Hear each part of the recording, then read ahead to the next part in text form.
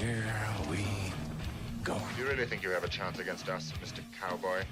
Hey, motherfucker, what do you like to do? Oh, I don't know. Play chess, screw. Well, let's play chess. They give off to Jonathan Taylor. Jump cutting his way, close to the goal line. He's in there.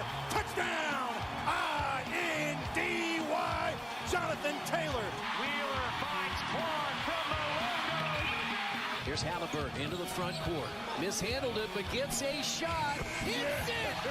Hits it! John, I have never been better to be on the air with you here in Indianapolis, a place where so many of my dreams have come true. The Ride with JMV on 93.5 and 107.5. The Fan. Big news of the day is Daniel Jones gets 2 years, $88 million, largest two-year deal in NFL history, can earn up to $100 million in incentives. I'm assuming everybody around here wants him to earn those incentives to get the results that everybody's been looking for now more than a handful of years.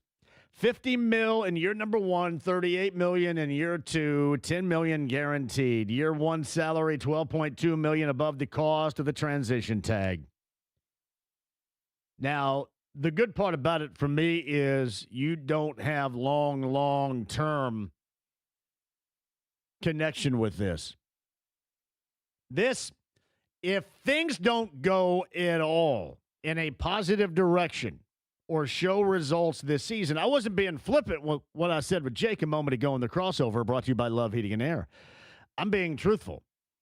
This will help the Colts make a decision.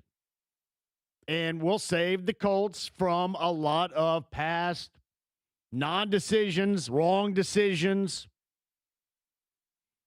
It'll help save them from themselves because without a doubt, if you don't get the results, if they don't make the postseason, if they don't win, if they don't finally own up to, in actuality, getting things done that they talk about year after year that they're going to do and we can expect, and this is what's going to happen. If they don't do what they say they're going to do, it will finally all end. Hey, believe me, I'm not a big fan at all of starting over, of blowing it up in terms like that. But when you continue to go down the same path over and over again, it's like life telling you it's time to do something a little bit different. Hey, let's take a different approach.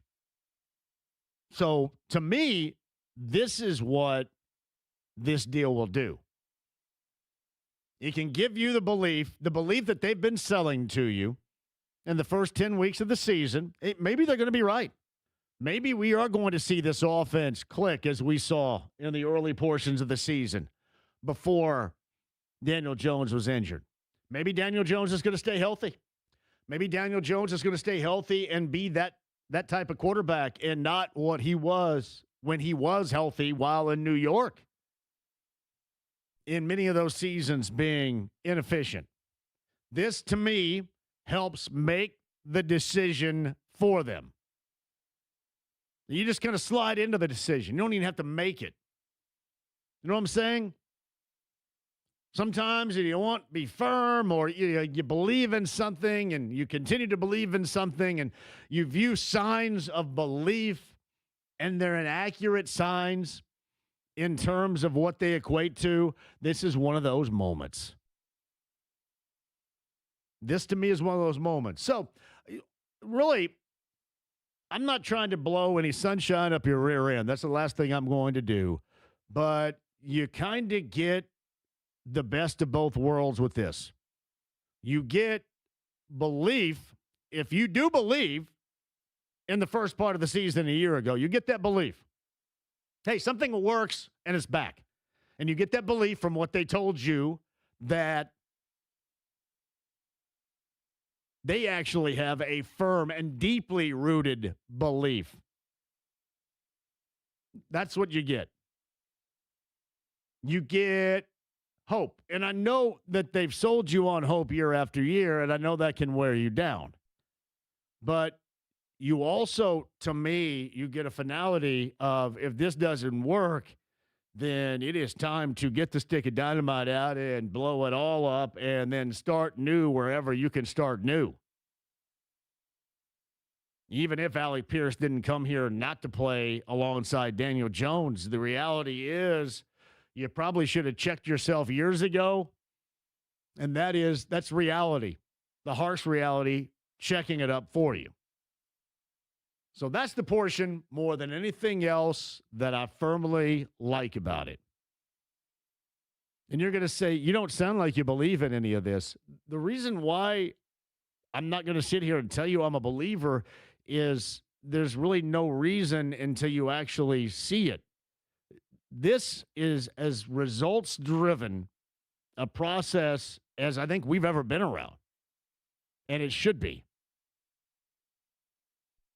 It is one of those situations where we believe it when we see it. And that's the case right here. So they have told you, they've qualified these two significant decisions in free agency. They've qualified this to you in the form of this is who we are. And you saw that. Those were results. Those were actual results a year ago that you saw before we became compromised due to injuries. And then we have the excuses starting. But they sold, or they wanted to sell us on those results. And they've gone at their best to do just that. And along the way, you've had to set sail. Some relationships you really don't. It was really easy. To me, if it doesn't work and then you just get hit with that harsh reality that you have to start over, that to me will be as easy as it is for everybody to have parted with Zaire Franklin. That was the easiest portion of all this for everybody. Because Zaire Franklin, for whatever reason, on his own or just through the eyeballs of all of you out there that have seen what is going on and you got to be mad at something and you want to be mad at him, I can see from both angles. I can see somebody that at times was viewed that it was more important with the podcast and more important with getting his opinions out there and had to eat his words in a massive fashion so many times. You can look at him and you go, you know what? If somebody's going to be expendable on this team, you're okay with that. And you can equate that to next year. If the results aren't as what they qualify, aren't as what they describe, then that's just reality telling us that it's time to move. It's almost like they don't even have to make that hard decision, right? The hard decision is going to be made for them. It's like Trey Hendrickson. The whole foobar surrounding Max Crosby and last night, there have to be a lot of memes on that initial release from the Raiders that went about a paragraph. I love that because it got straight to the point. This is what's happening, and it's the Ravens' fault. It's almost like they could have said, and this would have been true Raider fashion, hey, you know what? The Raiders have peed out, if you know what I mean. Let me rephrase. The Raiders have wussed out on this deal, and we'll have no further comment. That's how I read it last night. There have to be some memes out there that, like, from here on out, I think we all, when we make a decisive decision where we, I guess, feel compelled to share it with everybody, that's how we have to do it. That's short and that's sweet. You do it short, you do it sweet, and then essentially you are pointing. You're like pointing at the opposition saying, yeah, you know what? It's their fault. There's where the blame is. But no, that whole situation saved the Colts from themselves. You don't want to sink any money in Trey Hendrickson. I know that they have not done enough at the edge rushing position. That is such a fault more through the draft than it is anything else. And if the draft up until this point, especially when you go back 2 years ago and supposedly you drafted the best defensive player out there on the board at that position of need, of that position of influence, and it hasn't worked out yet. It's more about that over the years with Chris Ballard than it is. And believe me, I don't want you spending money on a 32-year-old dude that played, 5 games last year, maybe had around 5 sacks. You're going to sink that amount of money in him? In Trey Hendrickson? Less than half a tank remaining? Probably not. And they were going to do that reportedly.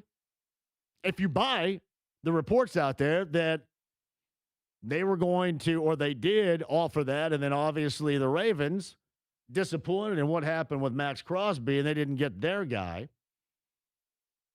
ended up bringing him in with a free agent deal. I just look at it this way. That saved the Colts from themselves. You didn't want to do that.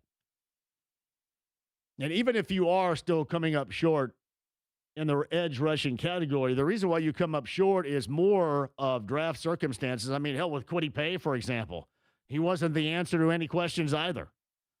How many different picks have you utilized over the years in the draft that, simply put, haven't worked? You're still waiting on Latu. Kwity Paye is now gone. I mean, hell, we could go all the way back to Ben Bandigu if you want. It has been stinking forever, and they've been unable to do it. So what makes you think in one season you're going to offer up a big contract to a 32-year-old dude, and all of a sudden he's going to step outside himself and be healthy and play the entirety of the year after missing so much time a year ago? There was no way I wanted them to do that. Now, even if there is no team out there that needs an edge rushing influence more than they do, there's no way I'd want them to do that. Because to me, then you're going to be on the hook for even more.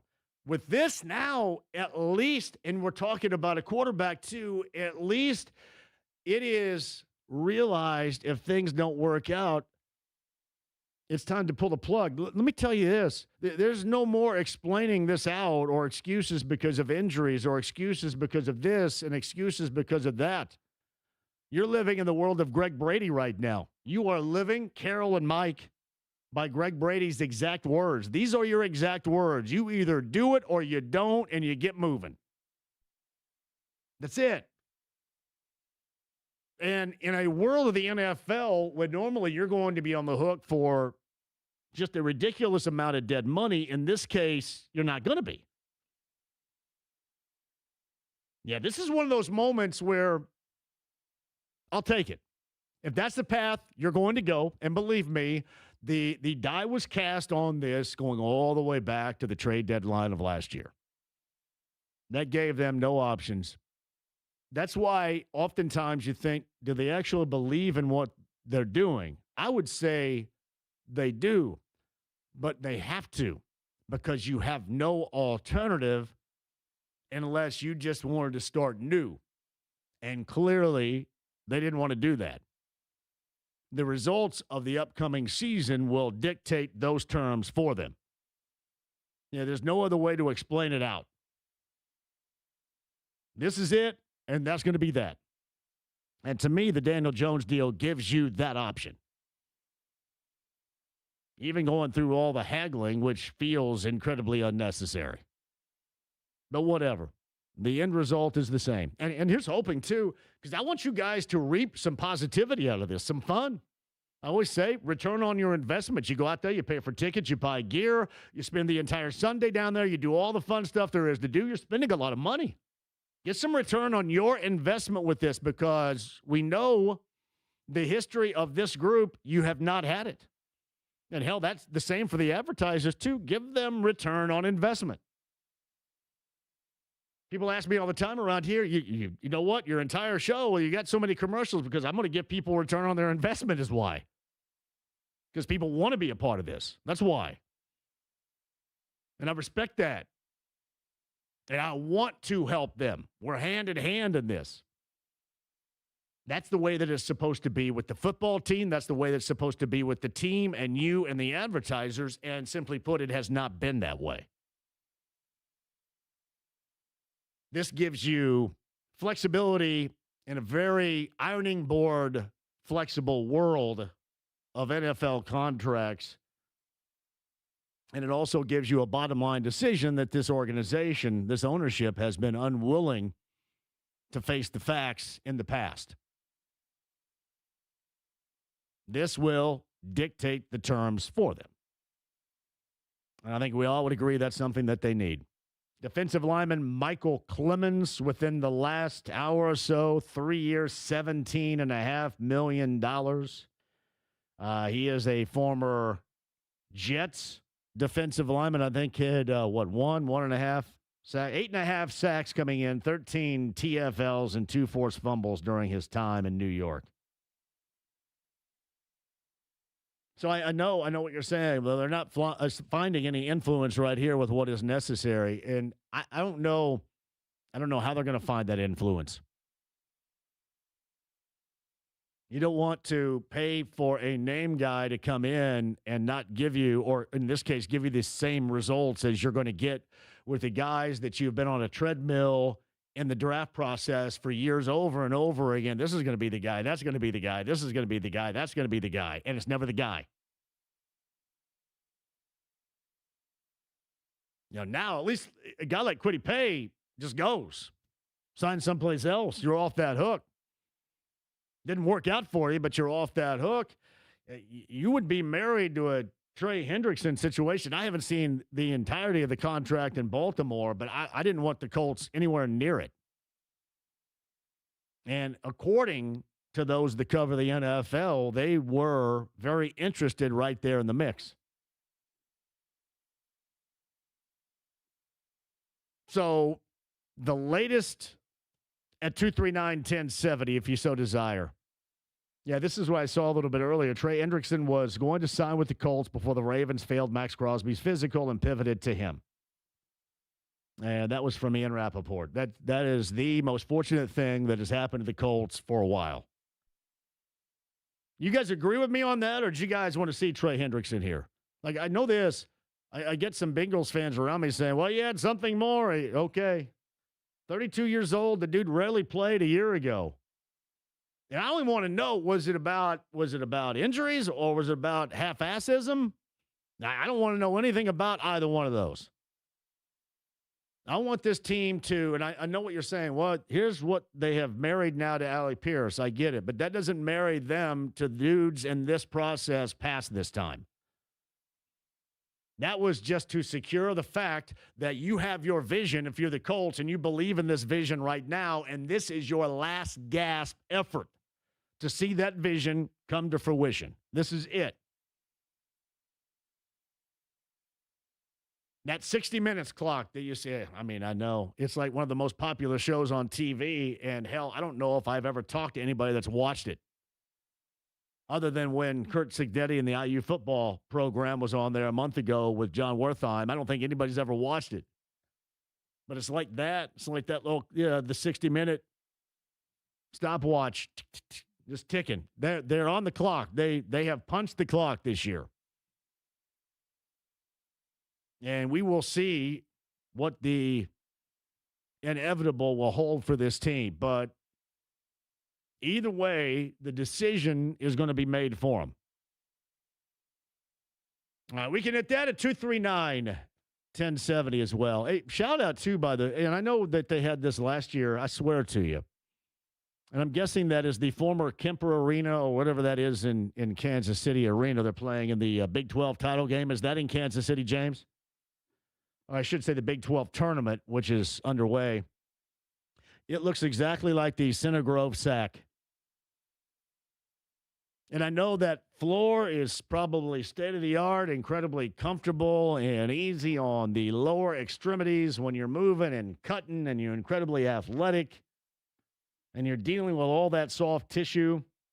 But it looks like a multi-use floor in the Sack, which is a great name at Center Grove. It looks like it is the hardest thing on earth to be playing basketball on.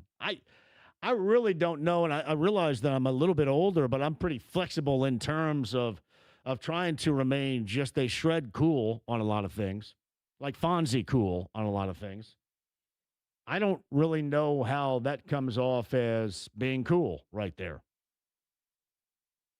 It looks, yeah, I know it's about the basketball. I'm the first one to tell you that, but that's just not a good visual. And neither was Bobby Hurley's Arizona State effort 91-42. Has Hurley been fired yet? Hurley probably got fired in the tunnel at the end of that one. Cincinnati and Central Florida in action right now. 9-2. Bearcats just underway in the first in that game. BYU, West Virginia at 7. Oklahoma State, TCU coming up later on tonight at 9:30. Of course, I've got a lot to keep you track of regarding basketball. Underway at the half, 40-33 USC over Washington. Big Ten Conference Tournament. One game in the books today. That's Iowa 75-64, ending Maryland's season by 11 a little bit earlier this afternoon. Those double dips, Peacock. Big Ten Network, 6:30 tonight, Northwestern and Indiana. Can Indiana finally conquer the Wildcats of Northwestern? Not since the world of Quiz Bowl has the Northwestern Wildcats held more of a spell on the Indiana basketball program. Seriously. The Quiz Bowl, the SATs, all that, you would understand. Basketball is, I don't care who you're running out there in an IU uniform. That, to me, is not only inexplicable, but it is unconscionable and ridiculous. You can't lose that much, that often to Northwestern unless you're in a Quiz Bowl. See if they can get back on track and then push it forward and get that meeting coming up tomorrow in the quarters with Purdue. Indiana Northwestern tonight, 6:30. That means 5:30, 93 WIBC. But yeah, with all due respect to Don Fisher, whom I love, make sure you keep ass here until 6, and then you can go over and hear Herrick yip-yapping about stuff with Don. Not until then, however. 9 o'clock, Rutgers in Minnesota, which sounds about as exciting as, what do you think? If your Wednesday, for example, in early March required you to go through a root canal / enema, that's kind of what that reminds me of. Rutgers in Minnesota, nightcap coming up later on tonight. All right, we'll get to the ACC, the Big East. We know that Butler plays coming up later on this afternoon. We will keep track of the Dogs. That is on Fuego, 4 o'clock. Providence and the Dogs. I believe both games this season, overtime games. 4 o'clock, that thing kicks off. Fuego, radio-wise with Mark and Nick. Peacock, if you want to dial that thing in. Big East tournament. Get you updated on the ACC and all the other hoop that is going on. We had a significant basketball achievement last night. Bam Adebayo is a fantastic player. I am taking nothing away from Bam, because Bam last night put up 83. However, I don't care if it's an 83-point game, 93-point game, or a 133-point game that somebody does. Somebody puts up. One of these days, I'm sure it's going to happen. There is zero way in the world, and I don't even care about the whole orchestration of it. Zero way in the world any basketball fan / human being, unless you're actually shooting them, wants to see 43 free throws taken by an individual. Hell, I'll be honest with you, I don't want to see 43 free throws taken by a team, much less one dude.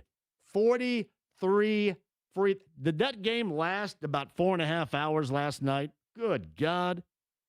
I'm not trying to take anything away from 83. You guys can celebrate the orchestration of it. That's great. Celebrate it. It is a shining achievement that is awesome in front of his mom. But my God, there's zero way I am ever watching anybody shoot 43 free throws. Unless I'm at the Elks hoop shoot. And then I'll watch it. And then you'll get a little trophy out of that. I don't know if Bam's going to get a little bit of a trophy. Now, we'll discuss that coming up as well. I did want to give my thoughts on the loss of his father to Jeremiah Johnson. Jeremiah Johnson's father passed away. I believe that happened last night. As you know, JJ and I and this show go way back. And I remember, coming out of Peru, going to Ball State, and then starting his TV venture, I believe. I think he started in Kentucky, maybe Harlan, Kentucky, or Hazard, Kentucky. Maybe that's where it was. But started at WTWO in Terre Haute as well, off of US 41, the NBC affiliate over there. Worked his way to Fox 59. We became friends there. He is the absolute greatest dude, great family. His father passed, and I want to send all of our love, our condolences, our thoughts. And if you're listening out there, anybody's listening, if there's anything we can do, he is such a great dude and a good friend and a tremendous broadcaster. I absolutely hurt for him today. So, even between our big announcements and shaking our fist and we're criticizing this and propping up that, let's think about the reality of it. This is what matters. Situations like this with our friends. And Jeremiah Johnson is truly a great friend, and he lost his father, and we are thinking about you, JJ, today. As always, our thoughts of our station and all my colleagues here going out to you, Jeremiah Johnson, and your family. And the rest of the Pacer broadcasters and the Pacers organization. I saw what Rick said to Mark Boyle about that last night, and everything has hit the right note. And we're thinking about you, buddy. Quick break. We'll come back. AAA Membership Lounge via YouTube Live. Stay right there. 93.5, 107.5 The Fan.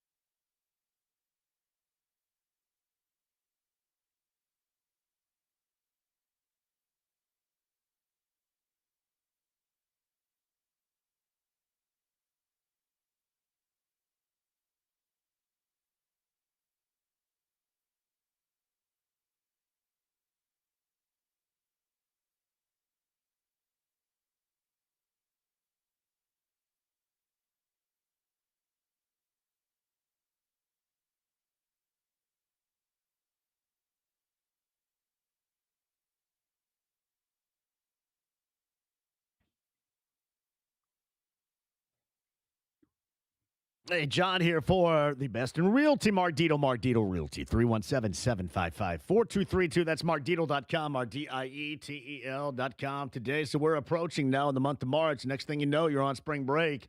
After spring break, you're going to have kids, maybe graduating, then going off to college. Empty nesting it you will be. Do you need all that space? You may not be ready to get going right now on that, but at some point, you probably will.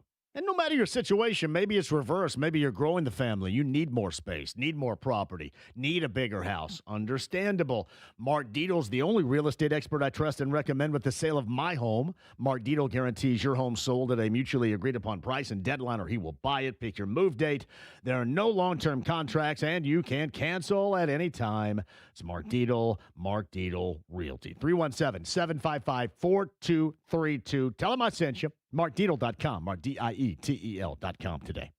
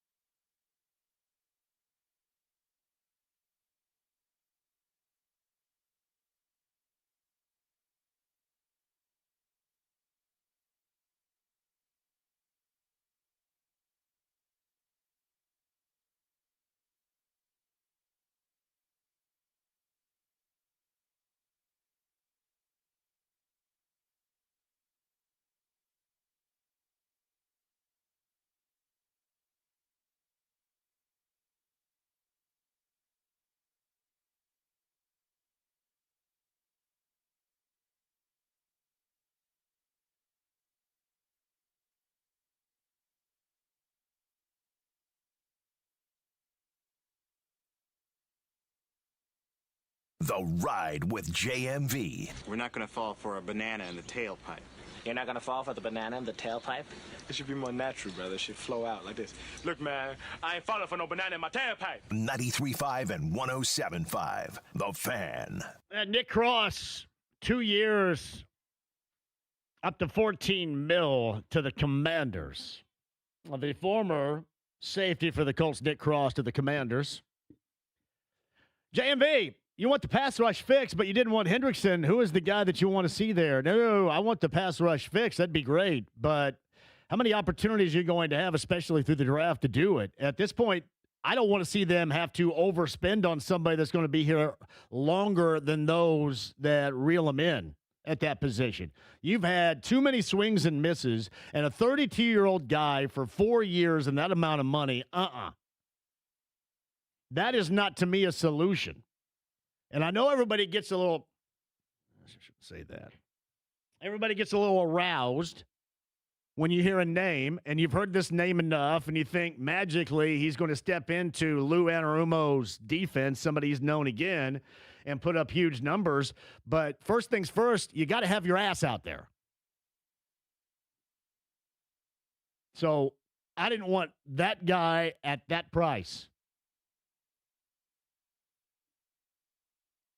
They've had 1,000 runs at this, especially through the draft. So what makes you think magically that a 32-year-old dude that spent most of last year injured is going to come in and complete that? That's my point. Andy Moore, Automotive Group Hotline. Right now, you heard Curtis Blow ring us back in with basketball. There's a lot of it going on, and fresh off well, I should say not he's here, but a long road trip observing the Pacers and a lot of hoop around here from the Pacer Radio Network. It's our good friend Pat Bowen. I would be remiss without starting this, and as I mentioned before I hit the break a moment ago, we are thinking about our good friend Jeremiah Johnson today, Pat. Yeah, no question. Just, really a sad time, and we send our condolences to the Johnson family, as I'm sure you have touched on.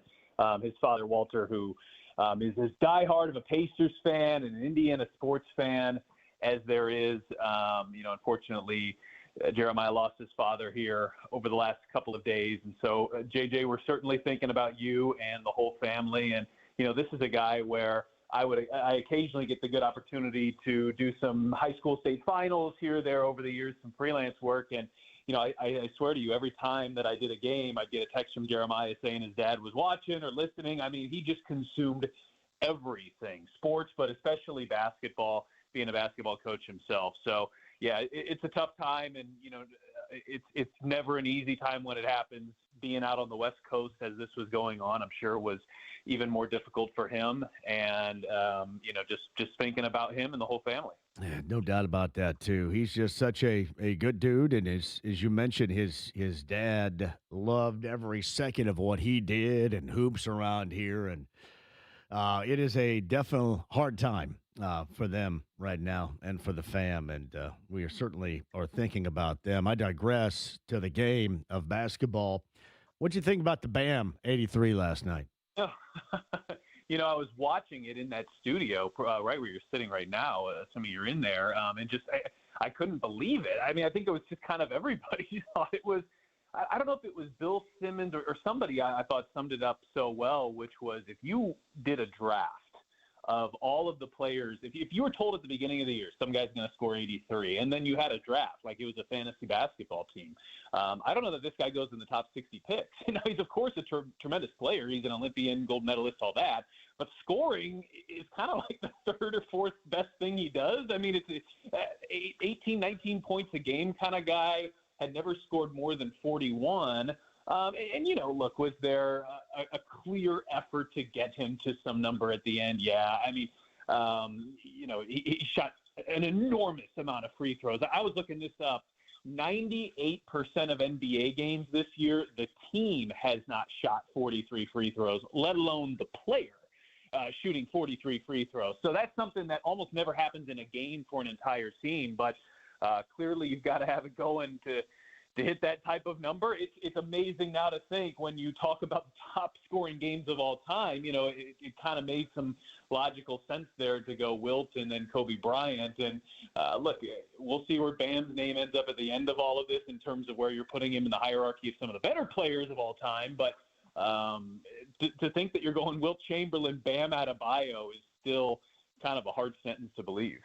43 free throws shot by one human being in a game absolutely cannot happen. Cannot happen ever again. It's an absurd number. I mean, there's no question. I think Dwight Howard had a 39 in there, and, that was like prime Dwight Howard in the NBA was a little different then. It is where that number was previously, and to get it into the 40s I agree. It's a number that's just, you look at it, and it's almost unfathomable when you consider. I think the NBA average is somewhere in the mid-upper 20s for a team for a game. But you kind of had the feeling that once he got to 70 and there was still 7 or 8 minutes left, that they were going to be gunning for it. And, Kobe was gunning for it at the end of his game in 2006. Of course, wasn't around for the Wilt Chamberlain game, but people that were reported that he was too. I don't know how, you balance and square all of that, but a historic day from somebody that you never would have expected it. Yeah, I think at the end of the day, too, it's why you love sports, because if it was something that was scripted and you knew what was going to happen, you never would have had Bam Adebayo in this situation. But obviously, tip my cap to him on a night that I don't think anybody ever saw coming. Yeah, it's funny. Pat Bowen joins us. This is kind of dangerous territory for you right here in two different ways. So you would normally say losers of 10 straight, you need a slump buster. In this case, I don't know if they need that. I don't know if we're even allowed to really talk about it. This is the damnedest thing I have ever seen because, Pat, I hate every single second of watching the team that I cover, that I enjoy, lose. But knowing the circumstances here, I guess it's allowed to take a little bit of the sting off. But it is still a weird feeling, and here's to hoping I never have to go through this again. Well, with a little luck, you might not have to, at least for a very long time, when the lottery balls ping pong around there. Yeah. It's unquestionably unique, and for this franchise, no question. I mean, it's been one that the Pacers have not picked in the top 5 in my lifetime. I mean, it's an absurd statistic. Benedict Matherin's the highest draft pick, since Rick Smith, and so it's just something this team has just been consistently at bare minimum, a 500 team that's been contending for the playoffs, and just the bottom has obviously fallen out with the injuries and all of that. And, when you get to this point in the season too, and I'm not saying anything that you don't know, or probably anybody that's driving home right now doesn't know either, but development is the most important thing. And I thought Rick Carlisle had a really telling quote. I think it was after the Portland game where he said, in a month from now, or paraphrasing here, when this season comes to an end, we are going to have boatloads of information on all of these guys that we otherwise might not have. And he referred to that as exciting. And bigger picture on this season, going into it, I think we all probably understood that it wasn't going to end like last year. My biggest hope for this year was that even in what might be a challenging season, we, of course, didn't know that at the beginning of the year, but could you grow and find positives out of a tough situation that you otherwise would not have found? And can that propel you in future years? And the exciting thing is, even in the midst of, yes, no question, very tough stretch, you have a 20-point lead last night and you don't hold on, and that's frustrating, no question. But I think all of those goal boxes there still very much can be checked. And I think, in fact, in some ways you have checked one of them, which is the asset that the unfortunate record this year has brought you. In a way, you've already cashed in on it in that Ivica Zubac trade, because, the potential of the Clippers getting a pick 5 to 9 kind of pushes that deal forward, I would imagine. I don't know for sure, but so you've already kind of cashed it in and found your center of the future. So, yeah, it's challenging and at times painful it is in the present, I think you look at next year and you go, you've got a really good center in place. You've got a really good team back. And with a little luck, a top 4 pick and a really good class, things could turn right back 180 the other direction really quickly. So, at least that's the hope. And one, I think we will be there when we're talking next year. Have we seen anything materialize on the floor that is worthwhile moving forward, other than the obvious? This is me saying it, trying and hoping that you have the best odds to maintain the high lottery selection 1 through 4. But has anything materialized on the floor, do you think, that is worth noting, that is transferable to when things are really truly going to matter again in terms of winning? Sure. Well, I think first of all, you're looking at individual players. And if you start mapping out what next year's team might look like, and there's going to be an off season and a draft and all of that, and things could change dramatically, but who's potentially filling out a top 8 or top 9, top 10 rotation type spot? Well, Jarris Walker, especially with trading Benedict Mathurin, I think is somebody that gets put into the spotlight even further. And I would say, if you talk to him in mid-December, it was not the year that he was hoping for. But I would say over his last 3 months here, he's been really strong. Now, he hasn't shot as well over the last few weeks, but the thing that has been encouraging to me is even though his shot hasn't fallen, he's found other ways to affect the game, including rebounding. I think his defense has taken a step forward. And so I think he's the guy you look at and you say, okay, does Jarris Walker get this opportunity that he's getting right now in another world, where you have health? Of course, you'd rather have that health. But in a silver lining world, can you find benefits in the situation you've been given? I think that Jarris Walker is probably at the top of the list. And my hope would be that going into next year, he could contribute perhaps at a level that he wouldn't have been able to do if he didn't get all this growth this year. And then, ultimately, you're going to have to still figure out what do things look like behind Ivica Zubac at center. You're getting a ton of Jay Huff. You're getting a ton of Micah Potter.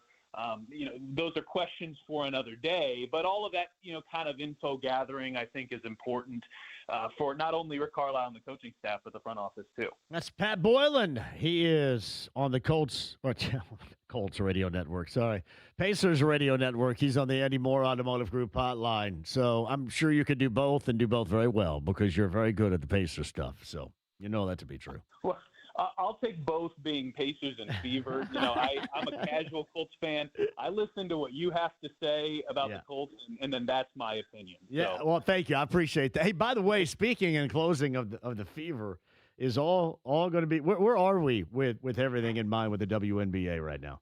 Yeah, it's a good question. I think last night was kind of shaping up to be one of those, potentially was it going to be one of those epic nights where you get to the deal done. I think I was watching Twitter like a lot of other people, and maybe if you're up later watching the Pacers game, kind of doing those things simultaneously, or at least I was. And, I kind of intentionally stay at an arm's length of this stuff because it's so far over my head that it's not even funny, and I don't even know what the answer is supposed to look like, and that's kind of a good thing, I would say.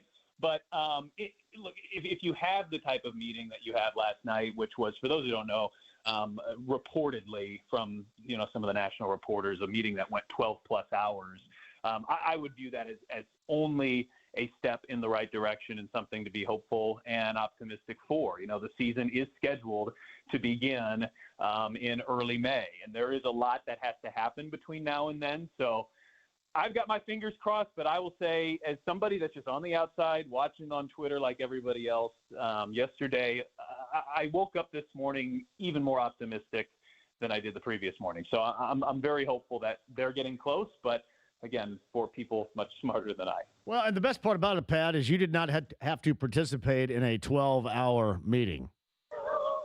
That's the best part. I don't think there's any subject where I could keep my focus for 12 hours. So thank goodness for that. Well, I know if you were, I would lose it after about 5 minutes. That would be one right there. So, yeah, I know that to be true. Pal, it's good to have you back on here. It's been way too damn long. I haven't seen you forever. Likewise. Yeah, well, that's the downside of these road games that are at 10 o'clock. You're gone for like 3 hours by the time. Yeah, it's ridiculous right there. No, you never left me no notes or anything. So I can do that for you. I can leave you. So Good to talk to you, buddy. If you get an overtime, and I'm running into the morning show with those Lakers. I bet, so. yeah, you're probably still in there when James Boyd rolls in here at what, 6:59:35 or whenever he gets in here. So it's close. And he still beats Rickard and Bowen in here, getting here at that time. So I appreciate you, buddy.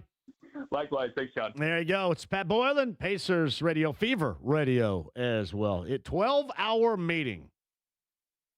I can't do a 12-minute meeting. 12-hour meeting on the finances and negotiating WNBA. That would be difficult. Quick when we shall return. I want your thoughts on Trey Hendrickson. You believe in what I said, that it was a sidestep in the right direction, not having to pay him long term? Or was it a substantially missed opportunity, as some of you have suggested? Other side, tell me. Calls, other side, tell me. Bowen, top of the hour, tell me. Tickets to give away. I'll explain that portion next.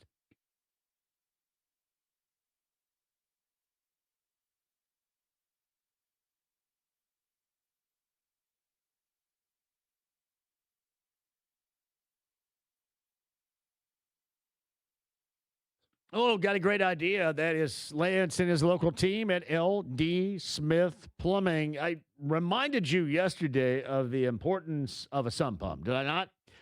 You got to make sure that water is getting away out of your house first, out of your crawl space, away from your home. Yeah, it has been difficult. The earth already saturated, and then you add all that, especially in different areas, and you're still adding it right now, all that rainfall, all that water. Yeah, make sure your sump pump is working and check out the great deals on a sump pump and a battery backup, because if the power goes out, somebody's going to have your back, and that's the battery backup with your sump pump.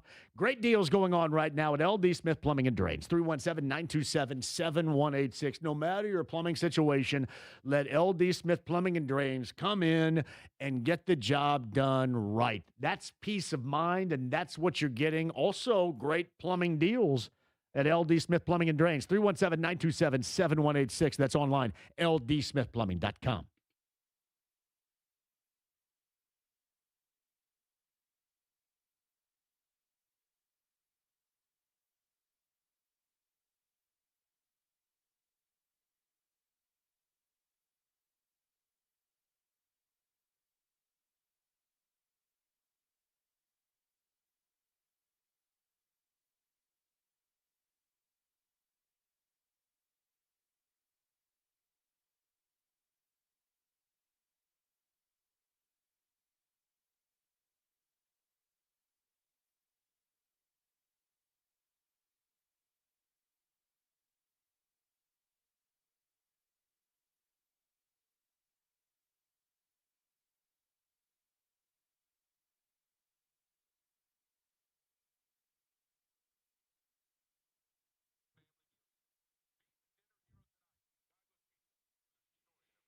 Hey, JMV here. Are you ready for spring? The team at Miss M's and Sundown Gardens is ready with new loads, plants, trees, and shrubs each week. And you're going to find what you need to transform your yard into a place you absolutely love. Now, if you're not planning just yet, understandable. They have houseplants, decorations, pots, pottery, and gift shops full of unique gifts, wreaths, spice mixes, even fire pits. Plus, at Miss M's, they have patio furniture, too. Miss M's and Sundown Gardens can help you plan for the spring. Hey, come in with ideas and questions and leave with a plan. I know they do that for my property each and every year. They can do that for you as well. For years, they have helped me. Hey, just make sure for those extra special gifts you slide by, like what I do for my mom in the gift shop. They've got you covered. Miss M's and Sundown Gardens. Everything you need to turn your yard into a place that you love. Go see them today. Miss M's on State Road 135 in Bargersville, and Sundown Gardens 186 in Spring Mill Road. That's in Westfield.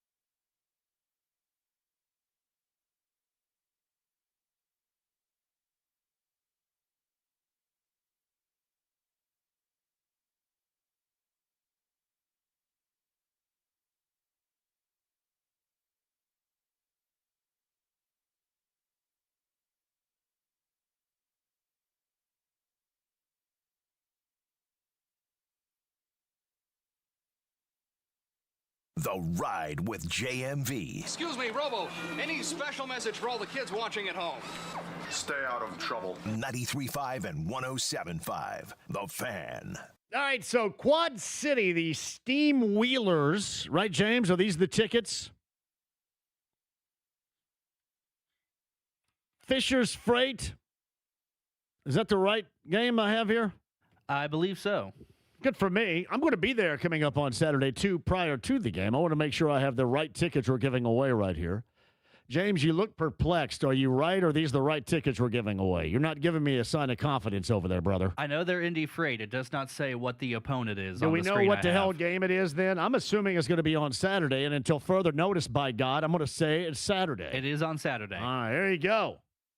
Quad City Steam Wheelers and the Fisher's Freight Saturday. I'm going to be there beforehand. So, yeah, you will come up there and hang out a little bit.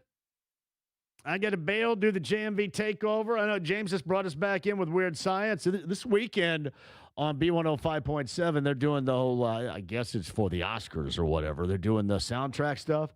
So I've got soundtrackage out the wazoo from many decades coming up for you, and the All Request Saturday night, powered by Big Red Liquors, and, of course, High Noon Hard Seltzer. All right, you want to do this on the phones or on the text line, James?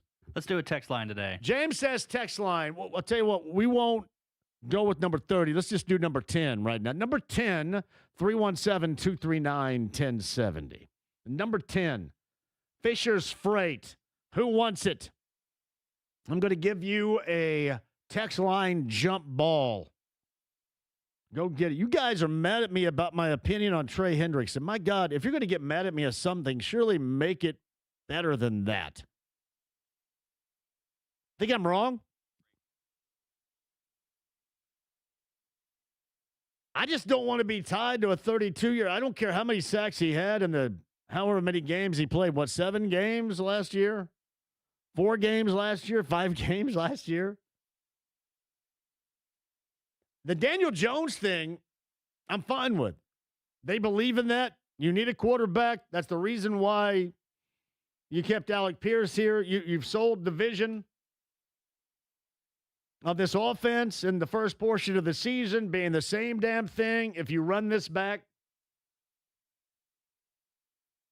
how many different ways do you have to go about trying to fix or give yourself a consistent pass rush? So all of a sudden you think they're going to strike gold on this like Uncle Jed did oil.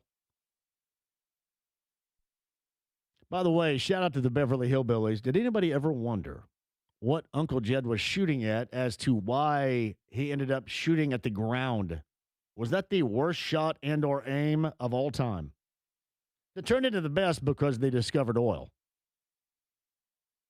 What was he shooting at, a quail? Do you hunt quail? Are they in the bushes on the ground? Maybe it was quail. I thought quail were one of those birds that you fly up and you shoot them. Yeah, you send the dog out and it scares them up, and then you shoot them that way. Yeah, there's a question of the day for it. What the hell was Uncle Jed shooting? Wait a minute, I'm going to shoot at the ground right here. Tell me that later. And also, I'm not going to put a poll or anything like that up here, but if you agree or disagree on the Trey Hendrickson thing, I am not a believer in 32 that you're going to get anywhere near the results that would be necessary for this team. I think you're looking at this a different way. You're looking at it like anything.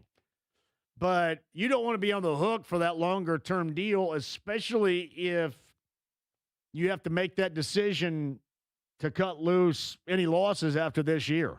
Is it my non-belief in this or my non-belief in them being able to find this, especially through the draft for so many years now? Quick break. Bowen on the other side. I want you to stay right there. Sting tickets, I want you to stay right there because we have Clapton tickets. Yeah, in general, stay right there. Updates on the conference tournaments going on, too, including the Big Ten up in Chicago. Butler getting ready to start, of course, in Madison Square Garden. They're taking on Providence. We've got that and more for you. Stay right there. As I mentioned, 93.5, 107.5 The Fan.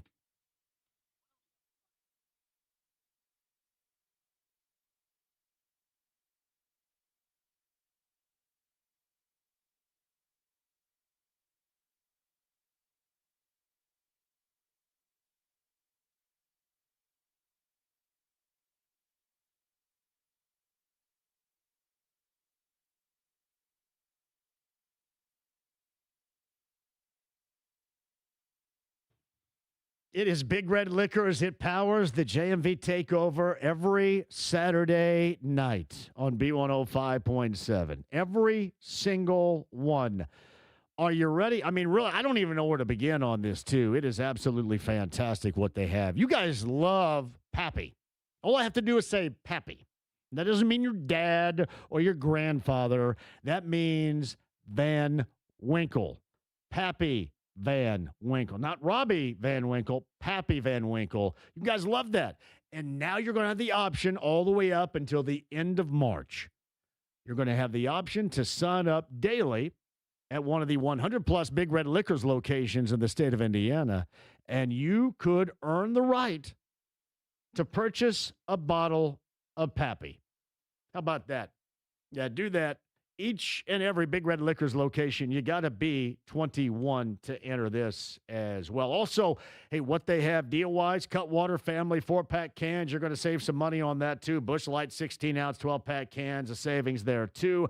Michelob Ultra, the superior light beer, you're going to save.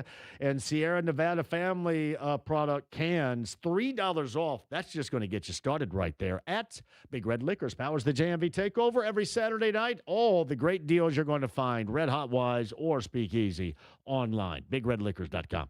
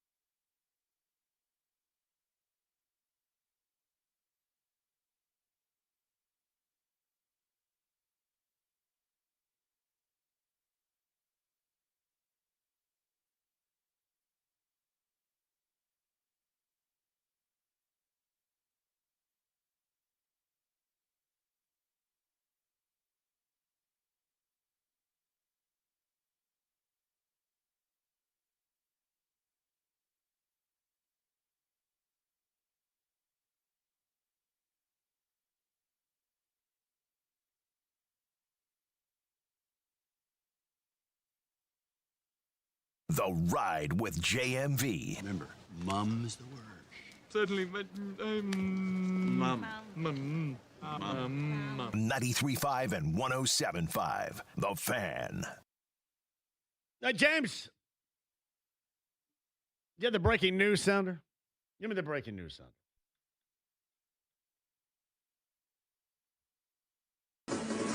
There it is. It's no longer breaking. That was me because I was doing a process. Uncle Jed evidently was shooting at food. The food was a rabbit. It was a rabbit. All right. It wasn't quail. Are we sure it was a rabbit? It wasn't quail. It wasn't a possum. It was a rabbit. Are we at Mark Sion or the Big Green Egg that I'm assuming has smoked some rabbit on the Big Green Egg suggests it's the Big Green Egg? As far as I'm aware. I should say rabbit on the Big Green Egg. As far as I'm aware, as far as I have now been told, it is rabbit. Rabbit, not quail, not possum. The Rabbit. The other news, Nick Cross, a couple of years, the former Colts safety, now with the Commanders. The big news of the day, that of Daniel Jones, finally something done. And I don't mind it, considering this is the vision that they're selling. And if everybody's coming back, you sure as hell have to bring back your quarterback. And in this case, that's exactly what they have done. Daniel Jones, largest 2-year deal in NFL history. He can earn $100 million, which sounds incredible considering he's limping around with an Achilles injury and going to be like Steve Austin or the $6 million man back in time, I guess, for August. Wow. $50 million. Now, the best part about this to me, it's 2 years. And if you don't get the results postseason into it, positivity built, something they've been selling for so many years that they've never, and if they have, it's been a rarity, delivered, then the decision to dynamite it and start new is made for them. This is not a decision where you have to sit around and think about it, and I trust this and trust that and trust the process and my vision and how I want to build this. And no, there's no more trusting. It all is gone. Which is another reason as to why I'm glad of the Crosby fiasco, because they also sidestepped, even if they need it, the contract of 32-year-old Trey Hendrickson, who was plan B.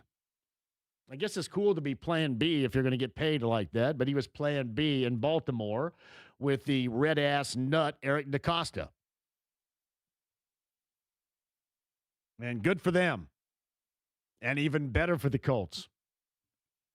Bam had 83 and he shot 43 free throws. It should be absolutely illegal for any one human to ever shoot that many free throws in a game. I'm sure as hell not watching it. And we have a lot of afternoon basketball. Butler getting started right now in the Big East. We've got Big Ten updates to get to, ACC, SEC, and a lot more. Meantime, on the Andy Moore Automotive Group hotline, fan morning show, James Boyd, and Jeff Rickard come straight at you for 3 hours every morning from 7 until 10 as they roll in there, probably about 6:59:35 every single morning, Monday through Friday. Kevin Bowen joins us. Hello, Kevin. Hello, John. Good afternoon. Do you agree with me on my take regarding Daniel Jones and that particular philosophy? Yeah, I caught just a little bit of it, but yeah, I would agree in the sense of, if you look at the contract, it's pretty much 50, I think, of the 60 million guaranteed is for this year. So yes, there is a bit of an exit ramp, albeit it's obviously an expensive year one. And really, if you just cut the contract in half, 2 years, 88 million, 44 million, as wild as that number sounds to probably a lot of people. Yes. It's about middle of the pack quarterback in the NFL. So, it's almost like we need to remind ourselves the cap goes up. It went up 22 million. So, how we talked about a quarterback contract 5 years ago is still a little different. So, they were backed into a corner. They've backed themselves into a corner is probably the better way to put it. And this, to me, made some sense from a contractual standpoint. The 2 years, I think, is important considering you don't have your first-round pick during those 2 years. So, yeah, I think for the most part it checks out. It saves them from themselves a little bit right here, which I think is a good thing because we've seen in the past, right, more than a couple of different times where this organization needs to be saved from themselves. And I feel the same way regarding Trey Hendrickson. And people say, well, he could help and he could add, but they've taken so many swings and misses regarding the edge rusher. What all of a sudden your belief might be in a 32-year-old guy that's going to get paid that much that was plan B in Baltimore? I'm glad that fiasco happened. So the Colts, who I guess had an offer out there reportedly, did not get Hendrickson. Well, before we go to Hendrickson, I do have one more thought on just kind of Jones in general and what you were laying out about, I think you should. If it doesn't, go according to plan, easy exit ramp. I envision this season going the exact opposite of last season with the same result. Jones has struggles in September. He is working back. I mean, again, you're asking this dude to play NFL quarterback less than a year after tearing an Achilles, and maybe you get off to a slow start, and then all of a sudden he starts to look a little better, and December and January roll around, and he plays better football then, and the Colts go 8-9 for the umpteenth year in a row. Now what are you doing? You miss the playoffs?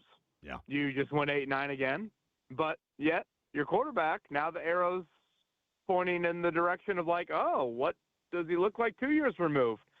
Torn Achilles. Now, I know what I would do, but what I would do clearly has not been what they have done. That I think is like a very real possibility in how next season could unfold. And Chris Ballard and Shane Steichen saying to Carly Ursay-Gordon, hey, this is going in a positive direction. Look they're like Alice in Chains. No excuses on this one, brother. It is all that or nothing right here. It's over. Well, we know how they've operated over there at West 56th Street. So, yeah, that is a thought I have that we can get into more as far as September. What I kind of said this morning in terms of Hendrickson, the root of the issue is just swings and misses in the draft. I mean, Ballard has missed annually, really, with quality draft picks. Now, just because you've missed doesn't mean you stop swinging. And I wanted to see them go after somebody on the Monday day of pass rush, Adafa Owe, Boyd Mafe. I know the Jalen Phillips contract got, pretty rich there, but, that was the day, I think, to not have a guy where it's like, oh, well, he's 31 coming off hip surgery, and we're really scared about him and all that. I understand hesitancy with Trey Hendrickson, so I don't really blame Ballard necessarily there. But, again, you have to keep on swinging the bat. The position means too much to your franchise. Like in the draft, you wanted them to sign him. Did you want them to sign him? I wanted them to do something on Monday, and when they didn't do anything on Monday, now what are they going to do? Are they just going to get one of these, Arden Keys? Is that what is that what this offseason is? Is it just going to be because they've had guys, they've had Jags at defensive end over the years.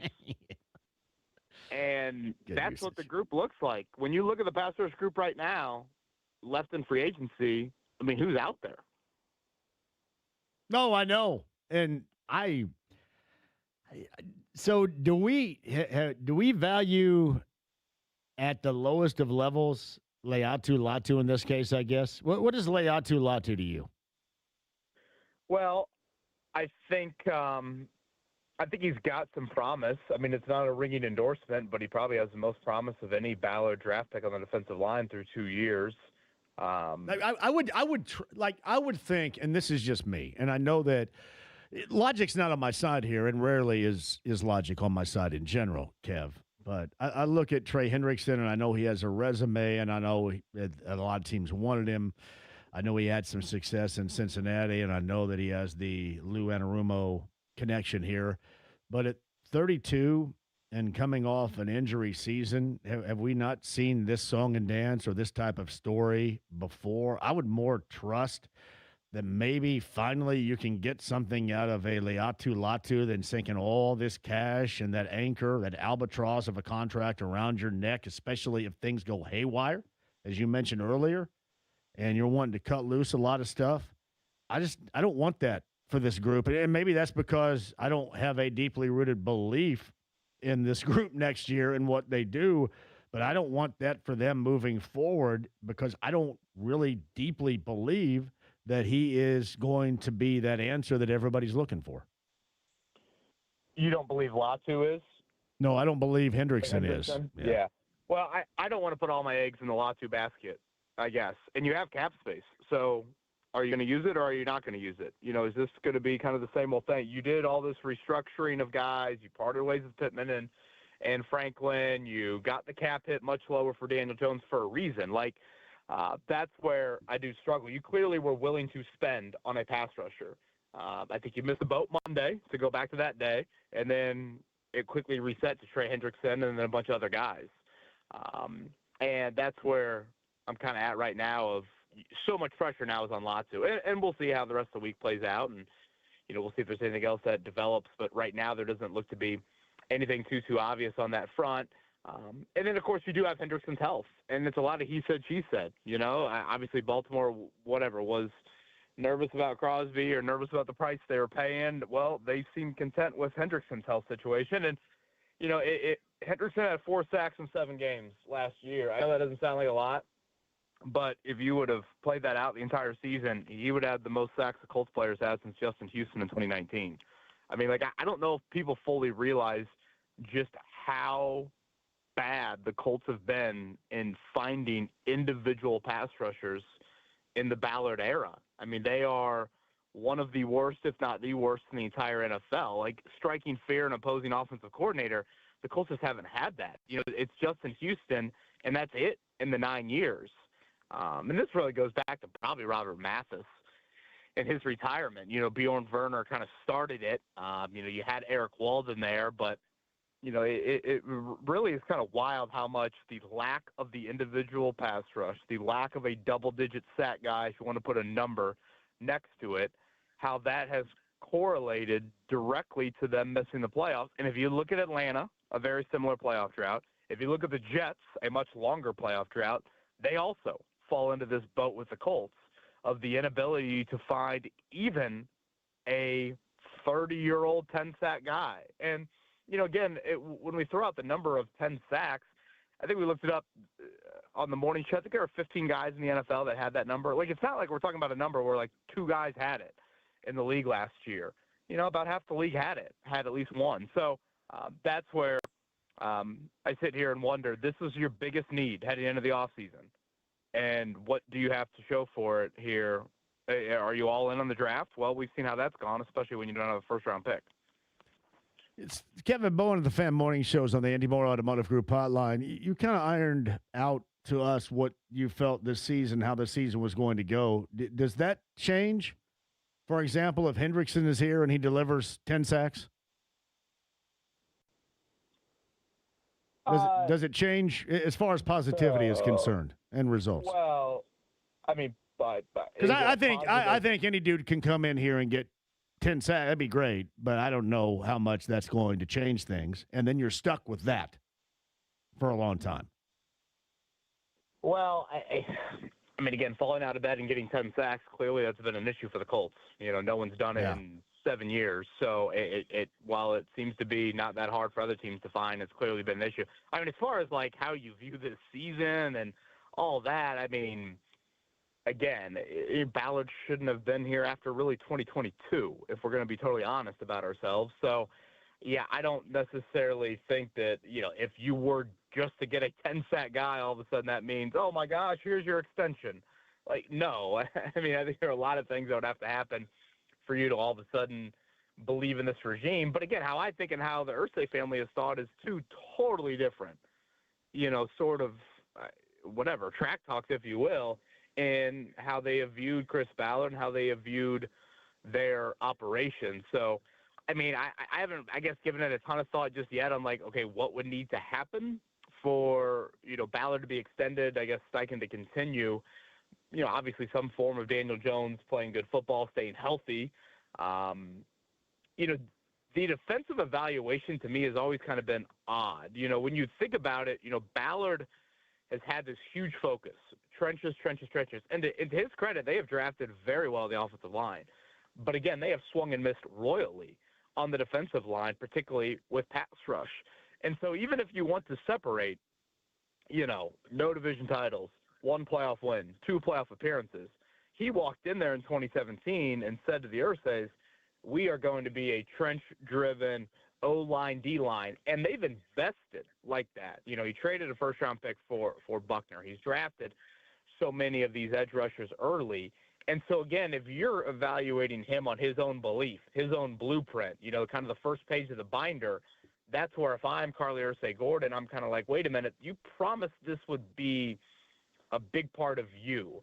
And now we're 9 years into it, and it hasn't been any part of that. Even if you want to don't even play the division title, or Anthony Richardson was one of the bigger, draft mistakes in franchise history. Like, even if you don't want to go down that path, which I think you should, but even if you don't want to, his biggest belief has led to little to no return on investment. And to me, that would be quite alarming. No, I don't think there's any question that it's all pretty alarming. And that's not the only thing they've whiffed on. And it's like I mentioned at the outset, to me, this is going to be finally that season to where you either do or you don't, and you're gone. And there's no in between for me. There hasn't been in a while because I've been ready to reset for a while now. But without question, now is your time to do it if you don't hit those particular results. And I mean, I know that you look at Alec Pierce, and I'm glad that he is back, and that's high dollar, and he wants Daniel Jones around, and he is here. But you're able to ease or more easily blow it up. And I think more than anything else, it tells you that it's time to reset if you don't live up to the expectations this year. And I don't see what Trey Hendrickson has to offer right now at 32. Maybe I'm downplaying, underselling what he is. And the other part of it is, did he not want to play in Cincinnati? Did he become disgruntled? Was he half-assing things? And I don't like that angle either. So there's just a couple of things I don't like about investing that much money. And really, the Red Ass had no choice after that whole fiasco with Max Crosby to do what he did for Hendrickson. So I think you talk about a team backed in the corner. I think they were backed in the corner having to do something, and that's what they chose to do, even if they decided to go ahead and give back to the return aisle Max Crosby to the Raiders in the fashion in which they did. Yeah, and even if you wanted to separate Hendrickson, I guess for a second, here we are, about 48 hours into all of it. Where have the Colts gotten better? They would, and I know, and I don't believe in it either, but their whole sales pitch, Kev, was Pierce and Jones and offense. And I agree with you about the edge rusher, but we've been down that path a million times. I don't know if this regime, this organization's capable of finding anything. And I sure as hell don't want them to just reach out and grab something that's going to be that costly over 4 years up until the age of 36 and mess around with that for, a group that has been so dismal in trying to find what they're looking for forever. But no, clearly they're just trying to sell you on the offense that we saw for the better part of the first 10 weeks of the season pre-Jones injury, right? That's what they're doing. That's what they've been doing. Sure. And again, Chris was pretty adamant. You got to get younger, faster defensively. And, that's where, again, put Hendrickson to the side, other guys, other avenues to that. And, as we talk right now, we're 48 hours into it. Obviously, the bulk of it is over, but still there is plenty of time to, add more. But right now, I don't see a lot. If you just want to play the add in the subtraction game, they have lost a lot more than they've added, and I don't necessarily agree with the whole those are addition by subtraction moves. I think that's a little unfair to some of the departing players. Some of that I understand, but some of it right now, I think they clearly wanted to make a splash of pass rushers. I know they wanted to make a splash of pass rusher, I guess I should say, and I struggled to see, given the available bodies right now, who that splash is. And again, I agree with you, but what was their intention? Was their intention all along Trey Hendrickson and hoping that nobody else had any interest and they got the dollar amount, the dollar figure that they reportedly offered? What's their intention in this? Because as you mentioned right now, there wasn't a lot on the table in the first place, and it doesn't seem like it seems like they're pretty preoccupied with Pierce and Jones to really do too much work regarding what you're talking about at edge rusher. Right. And, there's part of me, it's if you could have gotten Jones done earlier, would that have, do you get Hendrickson done earlier? If you want to timestamp everything, let's say you had gotten Jones done, Monday evening, and then boom, here you go, Trey. Did Hendrickson just wait and wait and wait and think, you know what, something's going to be out there? I mean, did he know the Max Crosby thing could have turned out to what it was? Because that's the first thing I said last night when I saw the news. I mean, as soon as I saw the news, I thought to myself, oh, bleep, that means the Ravens are now entering the Trey Hendrickson sweepstakes, and they clearly are going to spend. And I thought the Colts were going to get him at that point. And then obviously we saw how, this morning played out and all of it. But, again, if you don't want to go on the Hendrickson, if you don't want to shot down that grocery aisle, there were several on Monday that signed notable contracts here. Hey Kev, hey, I'm sorry to interrupt here. Is there any angle? This is not just so much for the Colts in this case. This is for any team. Is there an angle at all on Crosby, or is that now forbidden territory?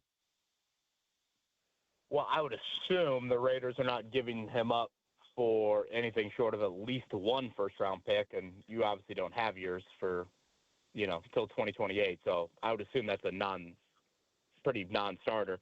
I mean, maybe they don't get 2 first-round picks like they were getting from Baltimore, but yeah, I mean, I would assume that would take at least a first-rounder, and obviously the Colts don't have that. Yeah, So I'm assuming, what are we looking at? Like, is there a Bosa somewhere out there that's available? There's got to be, right? A Bosa family member? There's a Bosa that, I don't know if he could run up and down the floor at Center Grove's West Gym with you. I mean, are you in the Bradley Chubb? Are you Bradley Chubb in it? Are you Jonathan Grenard in it? I mean, well, and then Davion Clowney, how old is he? Is he 40?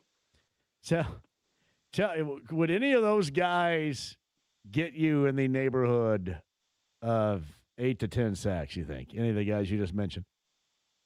Well, I mean, Chubb, I feel like, is a guy that, again, and this is what we just got into with the old Hendrickson here. I think I just saw Schefter just reported Bradley Chubb to the Buffalo Bills. All right.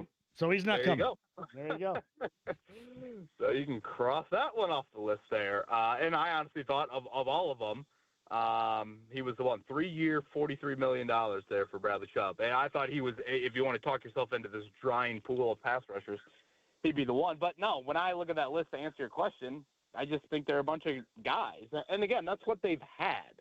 They've had the 8-sack season from Kwity Paye, the Samson Ebicom, it's like, there's been these moments, but there's just not enough pop. There's not enough juice. And I thought Ballard, I mean, he pretty much said that at the end of the year. We have to get, particularly the defensive front, we've got to get better there. We've got to get faster there, be more disruptive. And right now, as we talk, it just doesn't seem like there's a clear answer there or an upgrade per se. Hey, Kev, this is not the stinking quiz bowl. Do you think it's too much to ask IU to finally beat Northwestern tonight in basketball? It is basketball, right? Basketball, not the quiz bowl or the SATs or anything. No. I'm not watching, Chris Wright and Brain Game here. Chris Collins has been the IU daddy, has he not, here the last, probably 4 or 5 years? So I saw the Northwestern big dudes out, and I thought he was pretty effective in the first game. But Martinelli, I don't know. If he has more than, he might Bam Adebayo IU right out of the tournament tonight. Yeah, 43 free throw attempts for one human being. Yeah, they should have canceled the game like after 30. Come on, man. Can you imagine if we had done like the, you and I talked yesterday afternoon, hey, a guy in the NBA tonight's going to score 83. You know how many names we would have mentioned before we got to Bam? You know how much worse that is for the NBA than not playing Pascal Siakam or whatever the NBA decided to fine the Pacers $100,000 for? Who was it they didn't play? Was it Neesmith with his hand? Yeah, Neesmith with his hand. You know how much worse that looked last night than any of that crap? It's so stupid. Yeah. Par for the course with how Adam Silver's league has acted this year, though. All right, pal, what you guys got coming up tomorrow? Anything good? You guys roll in there about what? 6:59:35 is what I predict. Yeah, I think we're chatting about all this. At some point, I saw Butler's all over Providence here. They are up 13 right now, are the Dogs. Yeah, we will have Thad Mana on. I know, we're kind of juggling their schedule. I guess they'd play at, noon tomorrow against St. John's if they win. So, I don't know. Maybe we'll have Thad on either tomorrow or Jai's got him 11-8 so far. At the 8:47 mark of the first half, he's stuffing the stat sheet right now. He's been really fun to watch. I will say that. Yeah, he was a deserved, I thought, all Big East first team choice. So yeah, he's been very, very good in his 1 year there. All right, shout out to Boyd who did play at Center Grove West last night. Until about 11 o'clock. Good for him. He showed up and everything. Did you poke him in the eye? His eyeball hit my index finger. Oh boy. You got to know where you're going. He reverse pivot and his face ran into my hand. That's his fault. Now you sound like Jeremy Fears right now. I didn't kick him in the nuts or anything. Well, his nuts just hit my foot. Yeah, that'll be Izzo in round one of the tournament. I would have believed Fears had he said that. I go, oh, yeah. Boy, his nuts just hit my foot. It wasn't my fault. All right, buddy. Good to hear from you. Have a great rest of the week, pal. All right, John. I'll talk to you. Kevin Bowen, Fan Morning Show. I believe he's doing – we'll have to check this out, James. Make sure we get the info. He's doing one of those mini hoop things coming up here, I believe, too. He's going to be a part of that. I should have asked him that while he was here, but James has given me the thumb to go to break for the last 5 minutes. I don't give a damn to go to break right now, James. Full disclosure. I want to keep on talking, and I don't care. But, yeah, I got to find out, make sure we promote that a little bit, get you guys out there and hang out with Kev a little bit. 29-16, Butler's got the 13-point first-half advantage. We'll keep track of that, and we get IU Northwestern coming up later on tonight in the Big Ten at the UC. That and more in your updates in college basketball. And if you've been on hold, it is time. Rest of the way, we're nude. Absolutely plumb naked. With you at 239-1070. It's stuff to give away, too. Stay right there.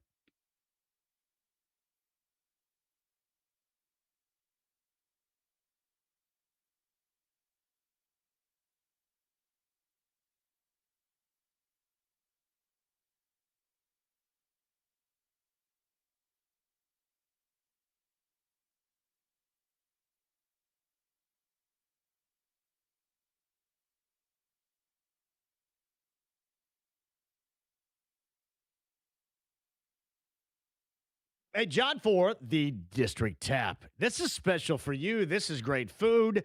This is happy hour specials. Happy hour is going on right now.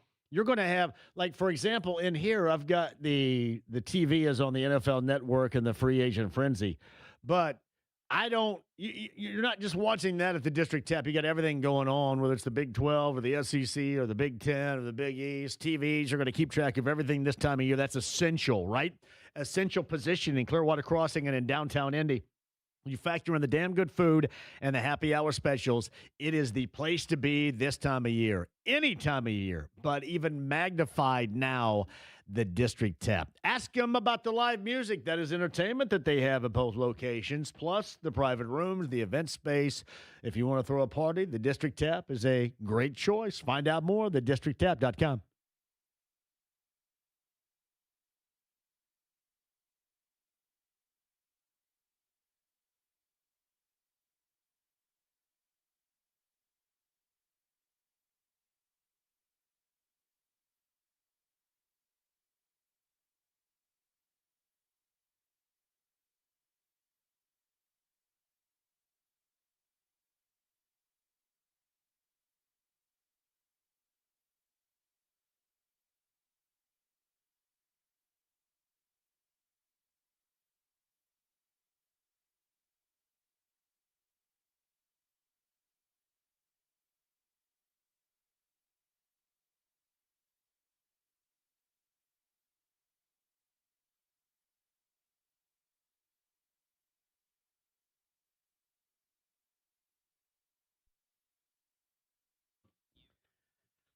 Hey there, my name is John, and I am talking up the Low T Center. You know they're extending their New Year's promos to give you that new start that you need. So if you're feeling tired, a little bit exhausted, and you have, don't do this, lost your sex drive, what? Here's how you can find it again. Book a free testosterone test at the Low T Center. No risks, no commitments. Just answers. You want to start testosterone therapy? Hey, don't settle for that one-size-fits-all doses from your doctor or pay hundreds out of pocket at a TRT franchise. At Low T Center, you get insurance-covered TRT customized to your body for maximum effectiveness and safety. Low T Center has served so many patients since 2009, really 500,000, and they continue to do so now. And they are the industry standard in TRT. So check them out today. Get that free men's T-test and discounted peptides while supplies last. LowTCenter.com to sign up for free today. LowTCenter.com. One more time. That's LowTCenter.com.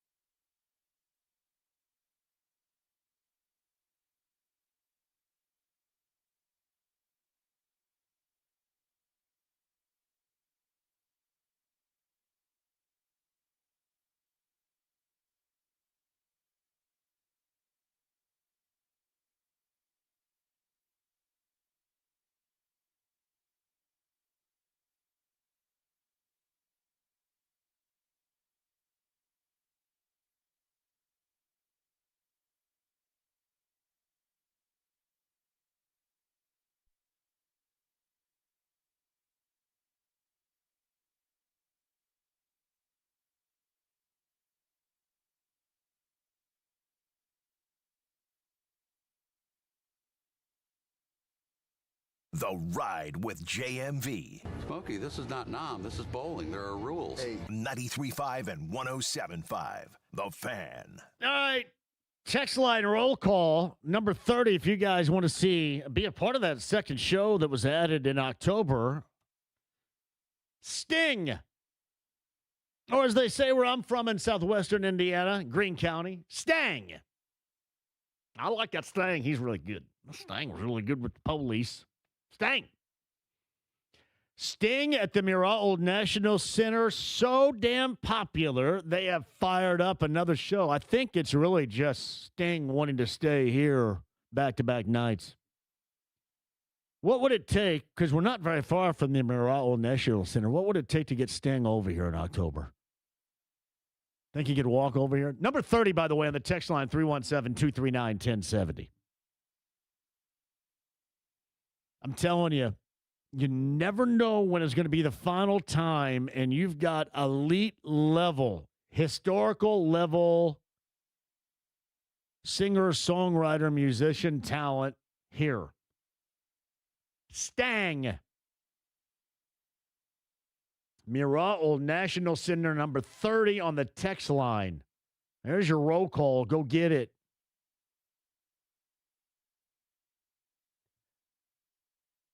This is really, really. Number 30, win this. This is from Greg. Greg, here's what you can do. You can take me out of this. I don't even know what this means. We all appreciate your passive-aggressive cheerleading, but the Colts are a laughingstock among the informed. The organization is practicing franchise malpractice. Can't believe the Fanatics still drink the Kool-Aid. Hey, numbnuts, Greg C., what are you talking about here? It's not like, I don't know. I don't even think Kevin believed in it. I'm just telling you the path they're taking. As I've said all along, the only way to believe it is to see it. I'm not a fan of Trey Hendrickson. I don't think Trey Hendrickson is going to help. And I think Chris Ballard and Kev mentioned that too. He should have been gone long ago. But they chose this path when they traded for Sauce Gardner. So where's the Homer thing come from, you numbnuts? I'm just curious. See, that kind of stuff really pisses me off. Because it is incredibly inaccurate. Now, I'm not going to sit here and just rail and call names and this person's stupid and that person's stupid other than calling you a numbnuts. But this is just the reality of things. I don't know how many people around here are believers in this. This is the path that they chose. Kool-Aid? What are you talking about, idiot? Seriously. This is the type of stuff I can't stand. Now, I don't mind the back and forth whatsoever, but this is the type of stuff I can't stand. And I can't speak for, I did hear what Kevin had to say. It didn't sound like he was on board with it whatsoever. It sounds like more than anything else, Greg C., you are hard of hearing. Or you're the issue. I don't think we're the issue. I don't know what Jake has had to say about it, so I'm not going to speak for Jake. I just know it to be the truth. This is what they have chosen to do. And when you decide to bring it all back, this is what you're going to get. And as I mentioned, the only reason I like the Daniel Jones thing is because it saves the Colts from themselves. There is nothing outside of making the postseason and showing results that's going to save this thing after this year. There's no excuses, injuries, nothing like that. It is the cut and the dry of the results. Finally. That, to me, as of right now, is the only redeeming quality. So here's hoping you understand that. And if you don't, I'll write you an essay. But I don't know where the Homeristic view comes in here. That's difficult to understand. J. Cole writes this. It's been a long time. How you doing?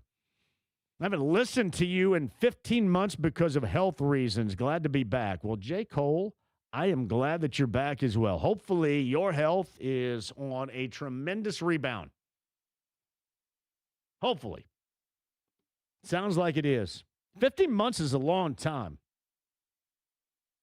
But I'm glad you have prioritized your health situation, but I'm also glad you're back. Now, seriously put, getting back to Greg Seif, I'm just not going to put up with that stuff. Just not going to put up with it. And if you're dumbass enough to send me that, then hopefully you're strong enough to take the retaliation, because if I see it, especially while I'm sitting here, then that's exactly what you're going to get. Now, if I don't see it, if I don't read it, maybe I don't. But if I do see it and I'm motivated to do it, you're going to get it back. So I don't want any crying and whining about it. JMV, in the first episode, Granny gave an oil wildcatter permission to look around on part of their land. Uncle Jed said that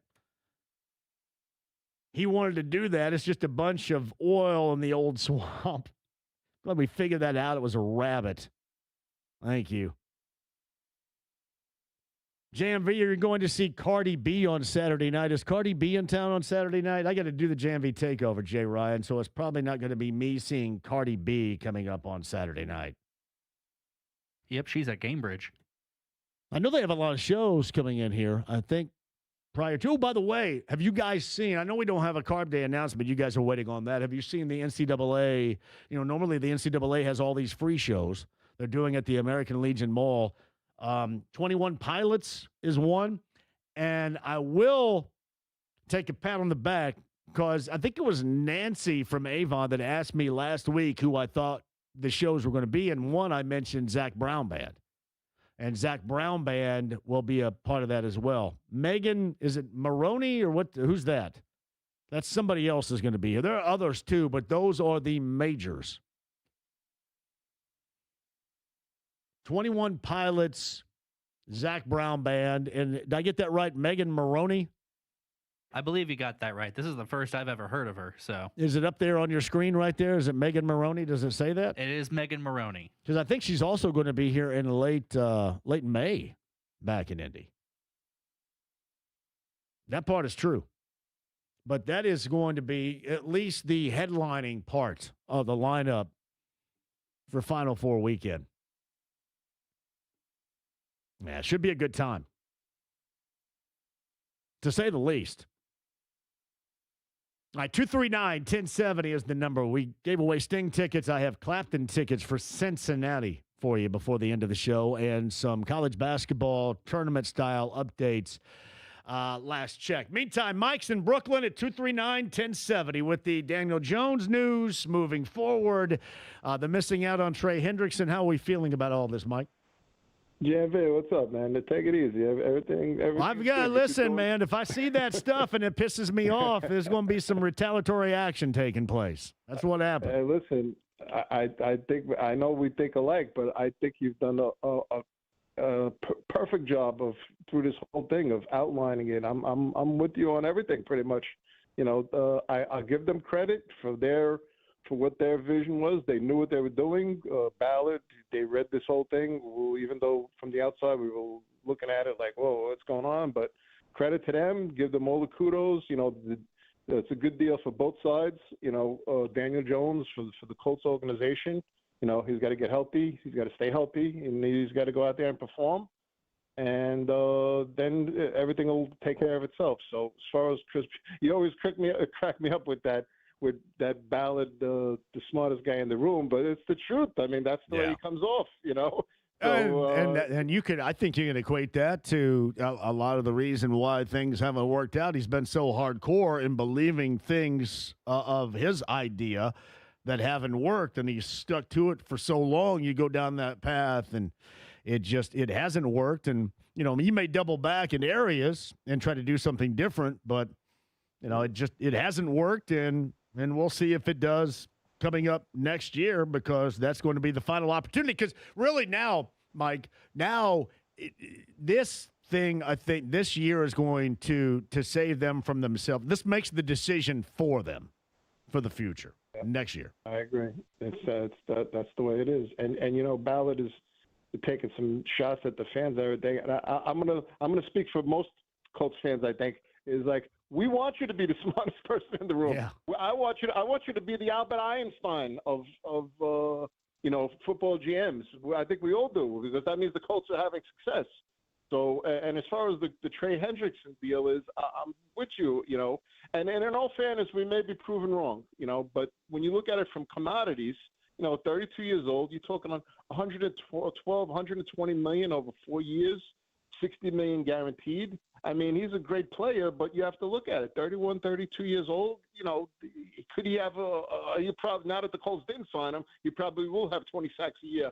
But it's the same issue goes with Buckner and guys like Stewart. These guys get old. Injury becomes, a big thing. I mean, the guy was injured last year. DeForest Buckner, it's just not the name. It's not fantasy football where the name. DeForest Buckner is, because of injuries, he's on the decline for the past 2 years. Yep. So to make that kind of a commitment is, one of those things where you got to look at it and say, I don't know. I do have an issue with Ballard naturally going and, doing the refurbishing job, which signing Key and Clemens is kind of a, refurbished Kwity Paye, Ebukam, Taekwon Lewis thing. You could even make the argument that they've downgraded, in that department on the pass rush. But from a risk versus reward standpoint, you get it. I know. Listen, if you've whiffed on so much in that category over the years from the draft or whatever, sinking 4 years and a 32-year-old that you cross your fingers and hope that last year was an injury-riddled anomaly and he's going to be motivated now. Yeah, I'm glad Baltimore has that. That can be their plan B. I'm happy with that. That's fine. No, I get it. I totally get it. And but the fact that they were making such a strong offer reportedly, he's correctly, Ballard's OCD about the D line anyway. So, that means that they know that they have to upgrade. So now what's the plan? The alternative is, he's just the draft. And, and I think that was Kevin's argument too, was you got to do something and you haven't done anything and you freed up some money to try to do something. I understand what you're talking about, but for that value and what you're going to get in return, Hendrickson to me just does not. I don't view him as a guy that's going to make that huge of a difference in what is going on here. So that's just me, especially at that price tag. But Mike, anything else? No, that's pretty much it. We'll see how this goes. So the next watch is. Ballard has always gotten more for these guys. Like, I want to see what he's going to get for Richardson. Yeah. That's what's the next domino to fall here for me. My brother. I was thinking about the Vikings. You think that now that the Vikings are reportedly interested in Kyler Murray, just as a fantasy football type deal, and Nolan O'Connell likes him so much, you think they might do like a Richardson for J.J. McCarthy? You get like a guy for like that you could groom maybe. That's the other thing, Mike, we're going to have to look at, whether or not you're going to have Riley Leonard as your backup or if you're going to go as more of a veteran presence with that in mind. They definitely need a veteran. But I love Riley. I love this kid. I'm not discounting him. He's always right. He's answered the bell every time he's been called on. So let's not. I love the kid. I love his attitude, and let's keep our fingers crossed. Appreciate you, pal. All right, take care, brother. All right, Mike in Brooklyn. Quick break. We'll come back. I know Jeremiah's there. I have a nude hour for you, meaning nobody's scheduled, just you and I. I got updates for you. Conference tournament style, IU Northwestern coming up later on tonight. That's 93 WIBC, meaning don't go anywhere. Clapton and Cincinnati tickets coming up, too, on 93.5 and 107.5 The Fan.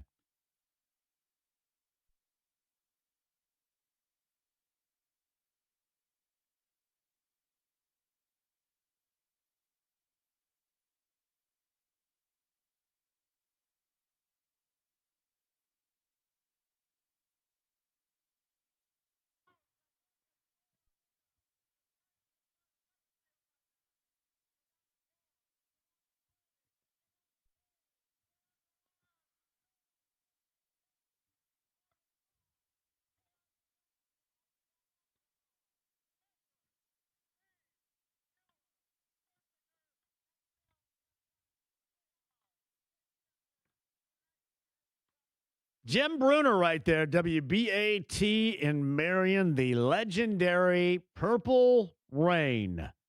Wrapping up back to back to back. That's Jay Edwards and Lyndon Jones. Some of my favorites of all time, even going all the way back to Pal Club days in elementary when they were kicking the crap out of me. Actually, that was more Derek Keys than it was Jay or Lyndon.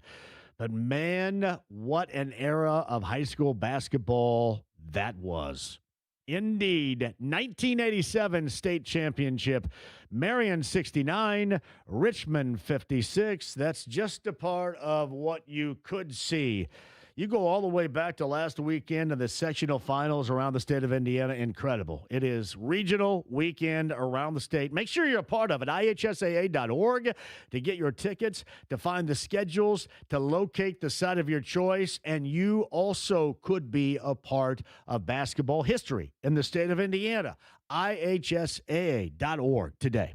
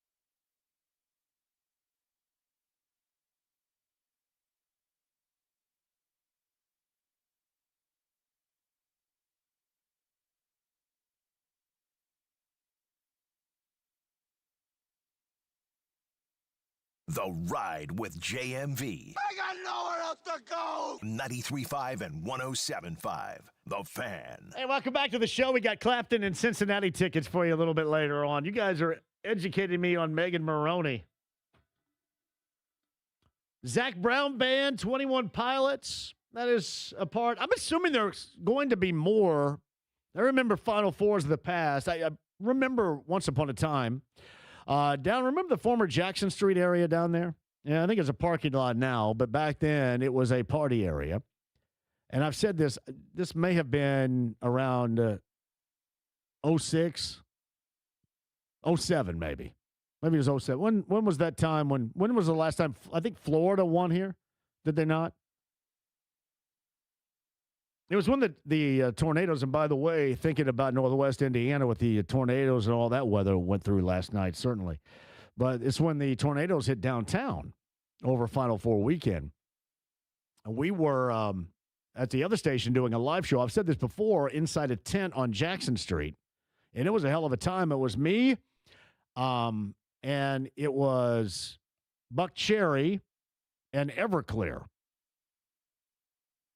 And they were doing a live show. It may have been somebody else. I thought Disturbed was there, but I could be wrong about that. But I know that for sure it was Buck Cherry and it was Everclear. And I was doing the show in there, and Fox Sports Radio was doing the show in there. And Tom Crean, who at the time was the head coach of Marquette, was doing the analyst work for Fox Sports Radio, and they were, I don't even know how they heard, because you had Buck Cherry in there, I'm all lit up again, and Crazy B and going nuts in there, loud as hell, and they're doing a live Fox Sports Radio national show inside this tent. Awesome time. 21 Pilots, Zach Brown Band. I've got an update for you, James. Binkley's tomorrow. Is that the mini hooping with me tomorrow? I believe so, yes. Holy crap. Mini hooping with me coming up tomorrow at Binkley's in Broad Ripple. You're correct. All right. Dev just told me that too. So we are confirmed. We are. So here's what I want you to do. I know you guys may have some plans. All right. Squash those plans. Binkley's for me tomorrow, 3 o'clock. That means back-to-back days. Seriously, I just got all excited. That is a live show arousal at Binkley's. I love Binkley's. We're going to go back-to-back. Binkley's on Thursday, Joe's Grill on Friday. And then I get to come in here tomorrow morning, I think, at 10 a.m. for some big meeting. Are you going to do this meeting thing tomorrow? Oh, I'll be there too. Yeah. You know how much I love meetings. 10 a.m. This is going to be a long-ass day for me tomorrow. Yeah, I know. Yeah.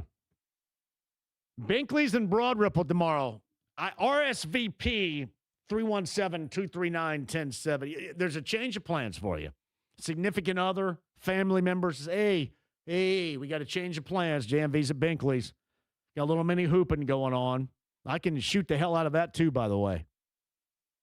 There's something that some of you may feel more comfortable at challenging me about there. Mini hooping. We'll do that coming up on the other side. Again, all free in the 5 o'clock hour. Jeremiah's going to lead coming up on the other side. Anybody else that wants to get in, 239-1070, we would love to talk with you. Plus, we've got Clapton and Cincinnati tickets coming up in September for you, too. Don't go anywhere. 93.5, 107.5, The Fan.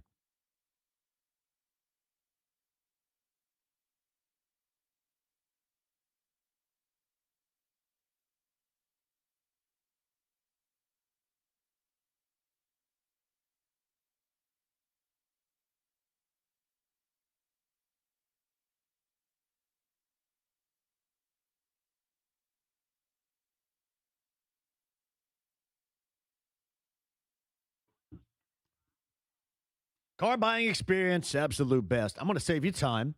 I'm going to save you a headache, and I'm going to make it easy for you. My friend Eric Wilson and Andy Moore, Buick GMC, 131st, State Road 37 in Fishers. You hear me talking about it all the time, and you know this to be true. It has to be easy. It needs to be easy, and I only go with the best, and that's Eric Wilson and Andy Moore, Buick GMC in Fishers. Why? Because they have everything it takes to make the car buying experience the best it can be. Inventory, service after the sale. You combine that with the incentives to buy right now, which means you can save. Let's get started on that car buying experience right here and right now at Indiana's Best and my friend Eric Wilson at Andy Moore Buick GMC, 131st State Road 37 in Fishers.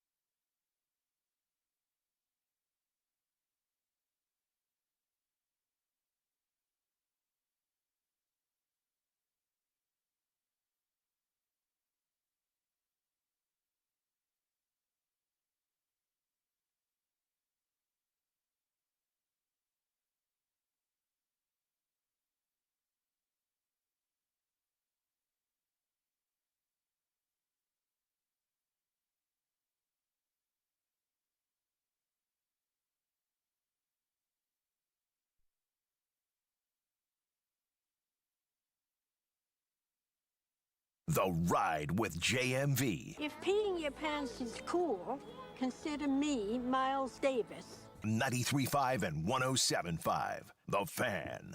Have you logged on to Power of Love is a good soundtrack from Back to the Future. They had another song on that soundtrack called what? Back in Time. Huey Lewis and the News on B105.7. I know it's The Fan. 93.5, 107.5 The Fan.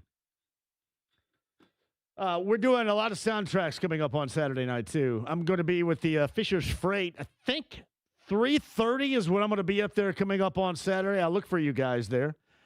They get the Quad City DJs for a little indoor football for you coming up on Saturday. It's not the DJs, but you know what I mean. Quad City. And we gave away tickets for that a little bit earlier. Binkley's tomorrow in Broad Ripple. I am asking you for the RSVPs. We got to see you. Many hooping it.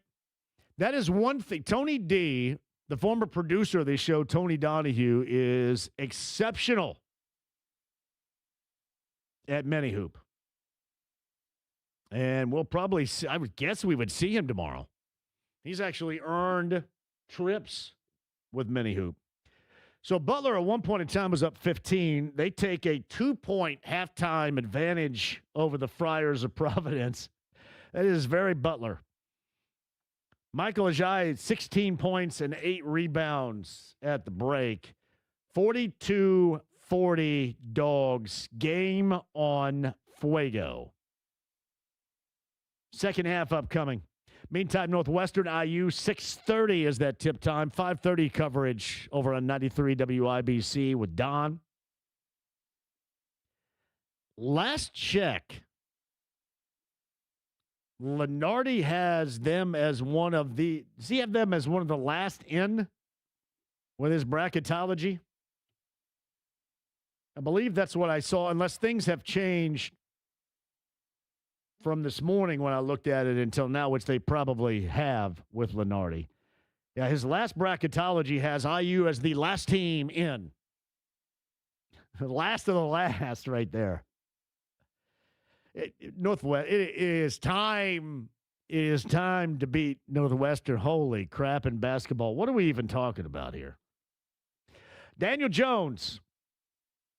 Longer-term deal done a little bit earlier today in case you missed that. And I don't mind it. Yeah, as I've said, I think what it ultimately does, it ends up making the decision, and a definitive one, as to the direction that you're going if things don't live up to expectations. And what I mean by that would be the results.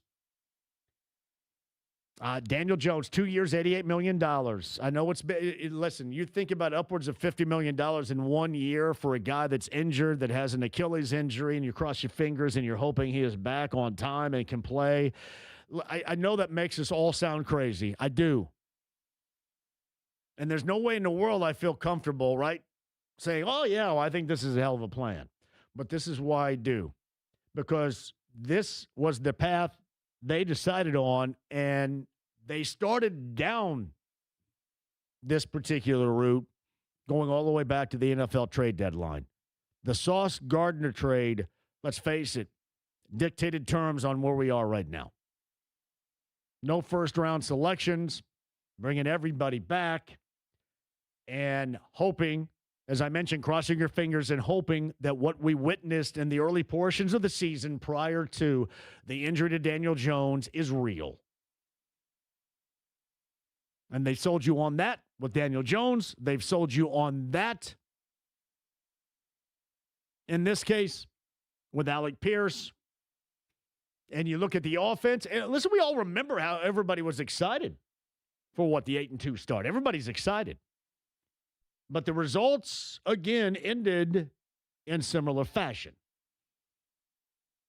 And by the way, NFL Network I'm watching right now, there's the red-ass nut, Eric DaCosta, yip-yapping, the Ravens executive vice president and general manager, and red-ass, as to why they called off the Max Crosby deal and then did that pivot toward Trey Hendrickson for 4 years and $112 million. So that's the question for Colts fans right now, since we got a nude 5 o'clock hour. Here's the question for you. The Colts reportedly had an offer to Hendrickson. He chose to go with a higher dollar, higher figure amount with the Ravens. Let's just say anywhere in this particular neighborhood, 4 years, $112 million. Did you want to see the Colts sink that kind of money in Hendrickson? Because I think that the whole fiasco of Crosby saved the Colts from going with Hendrickson. A lot of you think that and wish that that would have come to fruition. You could respond with that. But no, getting back to Daniel Jones and this particular path, again, this started back with Sauce Gardner in that trade, and they're going to ride this out until the end of the season.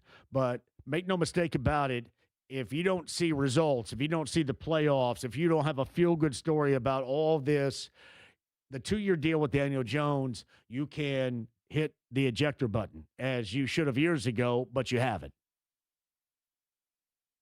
So if it's the same old story with this team, you can bail on it. And that, to me, is the right path to take here, especially if you're like me and like others who are not believers in it. And as I mentioned, I've got to see it to believe it. I've got to see it. I've got to see the results to believe it. And I think that's fair. That is really, I think that's the most reasonable, most impactful statement that you can make regarding this is you can cross your fingers and hope. I'm not trying to take that away from you. But you've got to see it before you actually buy it.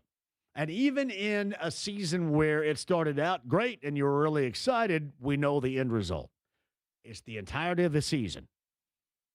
And it will be the determining factor on if it doesn't work, finally you start new.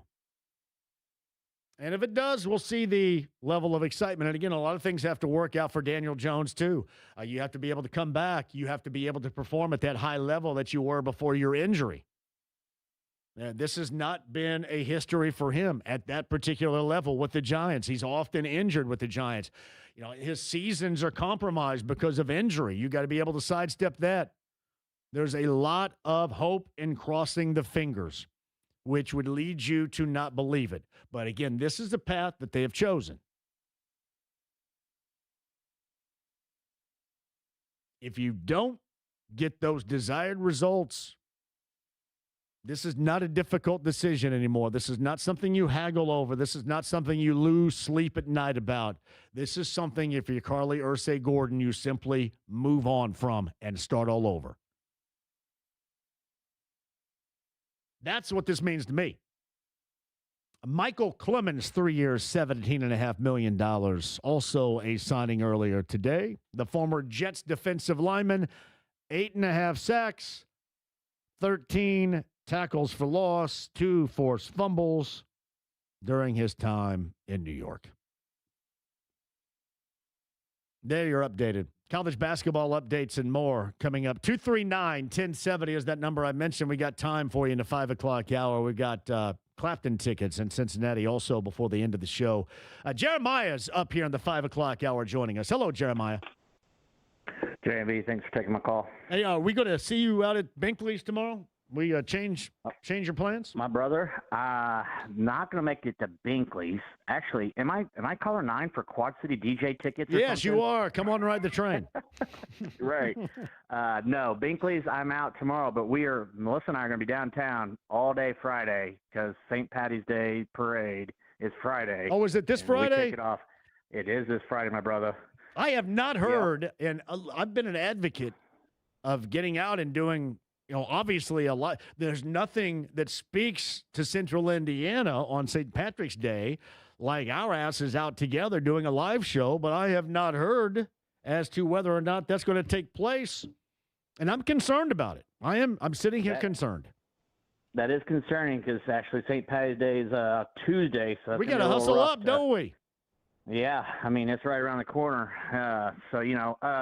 on a positive note, before I get on to the Colts, I don't know if you heard also, Ale Emporium just opened in Avon. I've heard the news. You got to get a remote out there, my brother, because that's right down the street from us. Coming up, I believe, later on this month, I'll be there. In fact, I want to say Coors Light, I think it's the Friday. Is it next Friday? I think it's the Friday after this. I think it's a week from Friday. We're at Ale in Avon. Oh, that's awesome. Yeah. I love some silver bullets, my friend. Timely at Ale. You got to make sure that everybody over in Hendricks County, everybody over in Avon's making that appearance. Oh, we'll represent strong. You already know that's how we do. So we'll be out there. We'll make this a party. Appreciate you, buddy. I think the Colts. Whiffed. I'm a little opposition of your stance on Hendrickson. I think they whiffed. Number one, signing Jones. We've seen that debacle long enough for multiple years, especially me being an NFC East. I've seen him and his shenanigans and Giants, and now I think we had some fool's gold last year in the first 8 games. I think this is a bad move. I think defense is usually the purveyor of victory for Super Bowl teams. I don't think the Colts are even remotely close to that type of aspect of it, but I think Henderson's a beast, and I think there was some issues internally with the organization with the Bengals, and that could have been why he missed so many games. I think I don't want to hear about that either. Do you, though? I mean, that's a sign of half-assery right there. We can't have that. I know, but I'm not a big fan of that either. But I mean, who really wants to play for the Bengals? I mean, it's the Bengals. Yeah, but you're contracted to play. I would rather hear about him being injured than half-assing it.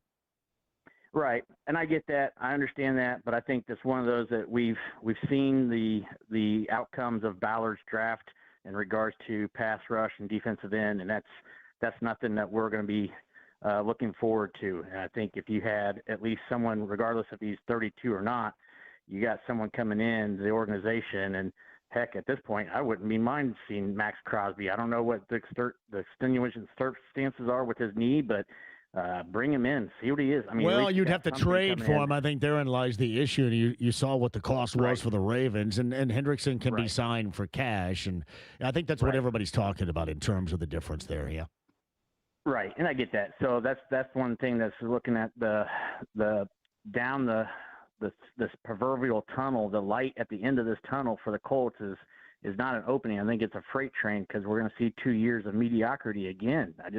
I'm not enthusiastic about it. I think this is one of those that we were going to be more excited about seeing Hammond Bears than we are going to be watching the Indianapolis Colts this season. Well, and that is the perfect description of a lame duck franchise, and that's how many people feel, and that's how I say this all the time. That's how I feel until further notice. That's exactly how it is. It is a wing and a prayer, literally, right now, and hoping that a lot of things a year ago was recaptured, and then a lot of things that have been issues have really failed this organization now for years. All of a sudden, those things are fixed, and nobody's going to hold their breath on that around here. Right, exactly. And that's where I guess if we have any kind of things to be optimistic about, it's definitely going to be the Pacers next season. I think that's one thing that everyone's kind of holding on to, that hope and that glimmer of, we see that's going to be something of excitement and joy. I just can't see, number one, Daniel Jones coming back in a short time frame to be on the field and being even remotely as talented as what people are expecting him to be versus Halliburton hitting the court, and he's going to be a rock star from moment one. And it's two different situations, but I'm just not seeing it, my friend. The one thing that concerns me about the Pacers, and I have 100% belief in Halliburton and his effect on this team. However, it does make me wonder, you've got some of your dudes out there. I know that it's better off that they lose percentage-wise to get a top 4 pick here and make sure you still have that lottery selection. However, should they not look a little bit better at times? That does concern me. When their main dudes are out there and their main dudes are getting worked, I'm going, wow, should they not look a little bit better? That is a little rough to watch. It's almost equally as bad as IU, but it is a little rough. But I look at it from the standpoint that, again, I'm holding on to that hope that next year they're going to excel. They're going to be lights out. I think they understand what the assignment is. I'm just thankful that when I watch the Pacers game, I'm not watching someone shoot 43 free throws like last night with Bam. That's disgusting. It's about as bad as watching James Harden shoot free throws.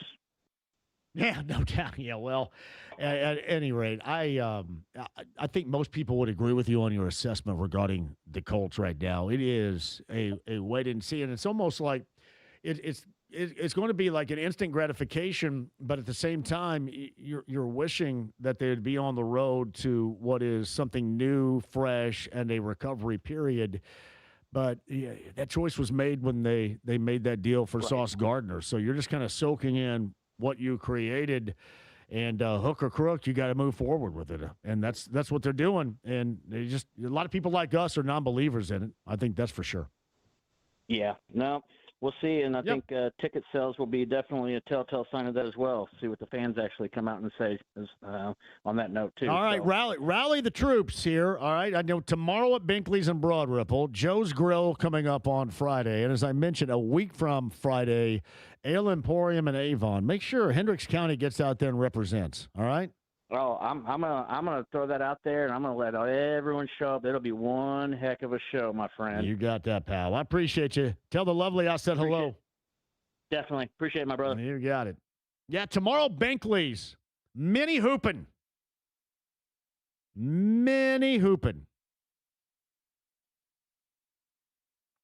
I don't mind if you RSVP for Binkley's and Joe's Grill coming up Thursday and Friday. Fisher's Freight at 3 o'clock on Saturday. JMV Takeover Saturday night. Fox 59. You know, I actually have to go in studio on Fox 59 overtime on Sunday night. I've got a long-ass weekend. Yeah, I've got to go in studio because we do the Selection Sunday thing.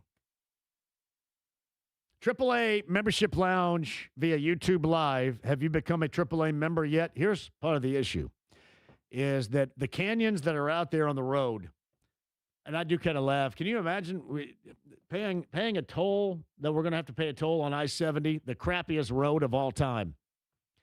And the only crappier roads are the ones you're driving on right now here and around Indianapolis, and they've got canyons. What's the plural of crevice? And the issue is, with so much rainfall, they get full of water, and they're even more difficult to see. In fact, when it's nighttime, you can't. You square up one of those, center cut one, blow a tire, bend a rim, that's problematic. AAA has your back. Become a AAA member today. Easy to download that to your smartphone. Hit a button, become a AAA member, that easy. Or AAA.com to find out more, like 30% off Indianapolis Zoo e-tickets, 20% off Symphony on the Prairie tickets, free fast lane access because on the horizon, not too far away, Ruoff time, Ruoff Music Center, 20% on the Indy Ignite, the volleyball team tickets, too. You're going to save on that. Members save 10% on Clancy's Hospitality Group, and you get free Indianapolis Indians tickets, too. All that and so much more. Those are just some of those great benefits you're going to get along with the open road support from our friends at AAA. AAA.com. Download that to your smartphone today. Become a AAA member. It is the AAA Membership Lounge via YouTube Live. Derek's up next at 239-1070. Hello, D. How are you, pal? Hey, JMV. How are you doing, my man? Can I count on you at Binkley's and Broad Ripple tomorrow? I'm going to try to make it to Binkley's. And I also plan on being at the Indy Ignite versus who are we playing again? Go ahead. Oh, it is the Fisher's Freight and the Quad City Steamrollers or something like Steamrollers. The Quad City DJs. Okay. Come on, ride the train. Quad City DJs. I like that better. Me too.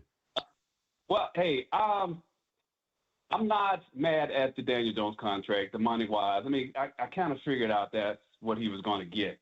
But I'm looking at the cap hits on those. And I'm trying to figure out how they're going to get out of it in the second year. Let's say he plays well. He has a $46.8 million cap hit with a $35.7 million dead cap hit. If he plays well, like he did the first 8 games of the season, and the Colts play well. They have a winning record. They make it to the playoffs. Maybe they win a playoff game. He has them over the barrel because he can't play under $46.8 million. They're going to have to extend him. But if he's terrible and they don't do well, well, now you have to cut him, and now you have a $35.7 million cap hit. So I guess. So you think we're living in a world once again of them having excuses? I just think that if you don't have results, it's over. It's all over, regardless. Okay. So if they have results, I think it would cost them around $10 million, I believe, right, in dead cap money. Is that what it would be? No, they can cut him after the 2027 season, but it's a $35.7 million dead cap. Yeah, I just think you come to the realization that that's that. And if they keep him, it's a $46.8 million cap hit, so they would have to restructure him. He would have them over the barrel again. See, I don't know. I thought that was more cap friendly than that explanation. No, I'm looking at it right now. Yeah. They gave him basically a 5-year contract with 3 voided years, and they spread his $44 million signing bonus, $8.8 million over 5 years. And his base salary for this year is $5.5, and his salary for next year is $33.49 million. This is what I gather, and this is what you're looking at right here. And $50 million in year number 1, $38 million in year 2, $10 million is guaranteed. They're just not on the hook. They're not on the hook for that $10 million, and that's it, I think. Well, his base salary for next year is $33.49. Yeah. And he has a $4 million roster bonus. Right. Year one salary, year one salary is $12.2 million above the cost of the transition tag. Incentive starting at $100K earned for each game.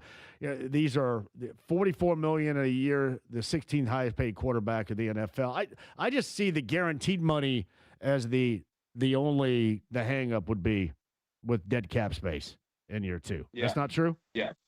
Yeah, that's the $50 million. So you add up his base for both years, his signing bonus for 5 years, his roster bonus. You add all that up, that adds up to 50. No, I know. $50 million in year number 1, $38 million in year 2, and the $10 million of that is guaranteed. I thought the $10 million of the guarantee was the only thing in year 2 if they decided to not extend him that he'd be on the hook for dead cap. That's not wrong? That's inaccurate? No, see, the money he's getting, you're correct on that. So the money he's getting in year 1 is his signing bonus is $44 million, and then he's getting $5.5 million base salary. Hey, I'll tell you what. Let me make sure. Get Kev back on here really quick. I want to see if Kev's available. I want to make sure that this is accurate before I bail here, Derek. See, my impression was that it makes it easier to move on in year 2 in terms of dead cap space because of this contract. And that was the only reason why I'm ultimately dealt. Plus the fact that I knew that was the direction they were going because they had no choice to go there. But that was the impression that I was under, is that it makes it easier or financially more stable to cut him in year 2 and to move on in that fashion. Yeah, I'll send it to you, but get Kev on there. Let him look at it, because I didn't really hear him talk about the cap hits that much. Oh yeah, so I was under that impression that the cap hit was not as. What did you say it was? What was the number you concluded? So this is coming directly from Spot Rack. Yeah. So the dead cap in 2027. So if we cut him in 2027, his dead cap is shown as $35.7 million. If we keep him in 2027, his overall cap hit is $46.8 million. Yeah, I saw that it was a $10 million dead cap money. And listen, I can't argue with what they say, but that was the reason why I was a fan of it more than anything else. They saved $10 million if they cut him. Yeah. In 2027, they saved $10 million. Yeah. 46 versus 35. So okay, that was the impression then. It wasn't $10 million, just $10 million in dead cap. It was what they're going to save. Saving $10 million. Yeah. That makes sense then. Yeah. Okay. So you don't like it But I just because wanna call in. you don't like it because of that aspect of it. You're saying I- you say that he has them over a barrel.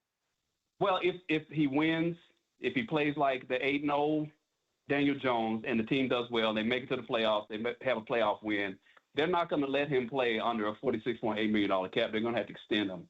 But if he doesn't play well and they cut him, they save $10 million, but they still have a dead cap of 35. Yeah. And that's a dead cap of $35 million in 27, and they still have in 2028 they have another $26 million. I don't know. I don't know how you get around that though. I mean, that's the cost of living in the NFL, and especially in. I guess I kind of wonder why there was so much haggling, and maybe this in a roundabout way is the reason why it took so long. But I don't know why. To me, I think that's just kind of the price of dealing with it in this. Yeah. I drew the conclusion this way, Derek. I drew the conclusion of if it doesn't work, then it's meaningful because you can just blow it up and move on. You can blow it up. And that's the reason why I like it. And that's also the reason why I didn't like going 4 years or a longer term with 32-year-old Trey Hendrickson, because it wasn't the lack of production he had in 5+ games a year ago in an injury-riddled season, and he probably could help. But I don't know if his help would outweigh how much he would cost, especially if it doesn't work out and you decide to move on in that fashion. So I think it's both reasons financially, but dealing with the quarterback, you kind of know what you have to deal with before you get into it. And, any savings in that aspect of it, I think I'm okay with moving forward, especially if you draw the conclusion, if it doesn't work, D, that it's time to move on and it's time to reset, which is long-standing, in my opinion. And as Kevin said, the cap will be going up a lot by then anyway, so it won't make that much big of a deal. Anyway, I'm glad we got the haggle on. I'm sure we just drove about half the listening audience away right there. Thanks, Derek. I'll see you tomorrow, and I'll see you Saturday. You got it, pal. I appreciate you. Did you get anything back from Kevin regarding the dead cap money that he just mentioned? I have not gotten a response. Now, the last portion of that was accurate.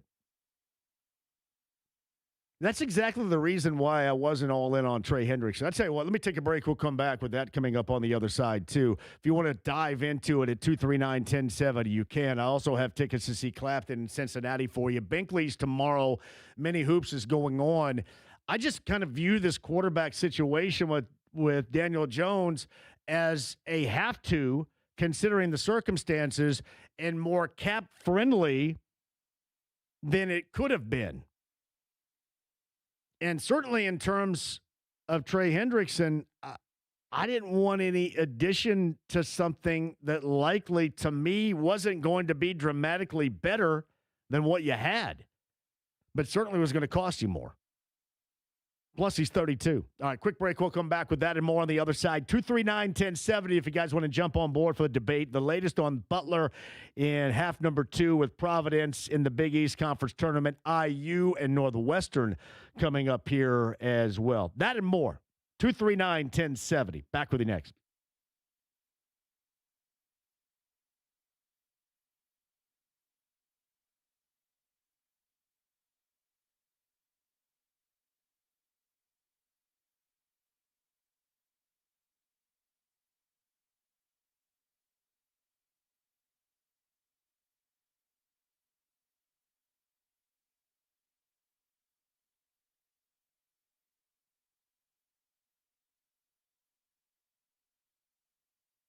John here for, sorry about that. Late microphone. Hey, Premier Weight Loss, GLP-1 weight loss injections. That is a weekly thing for me.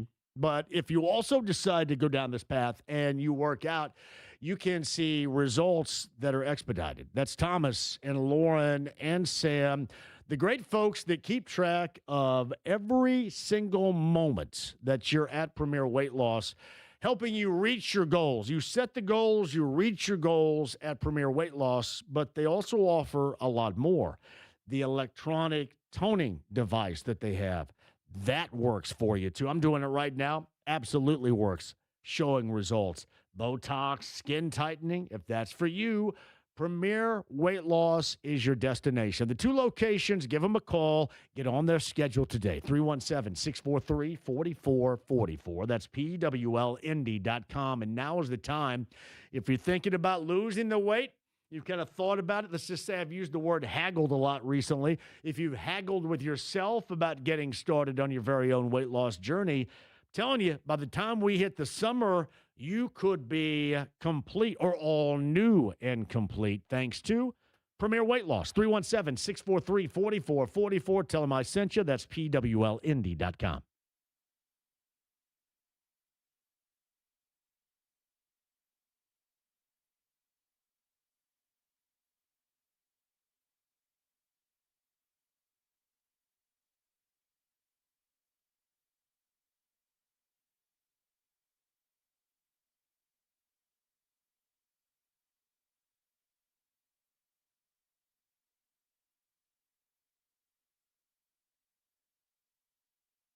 Hey, Big Red Liquors, Pappy Van Winkle. I know you guys love it.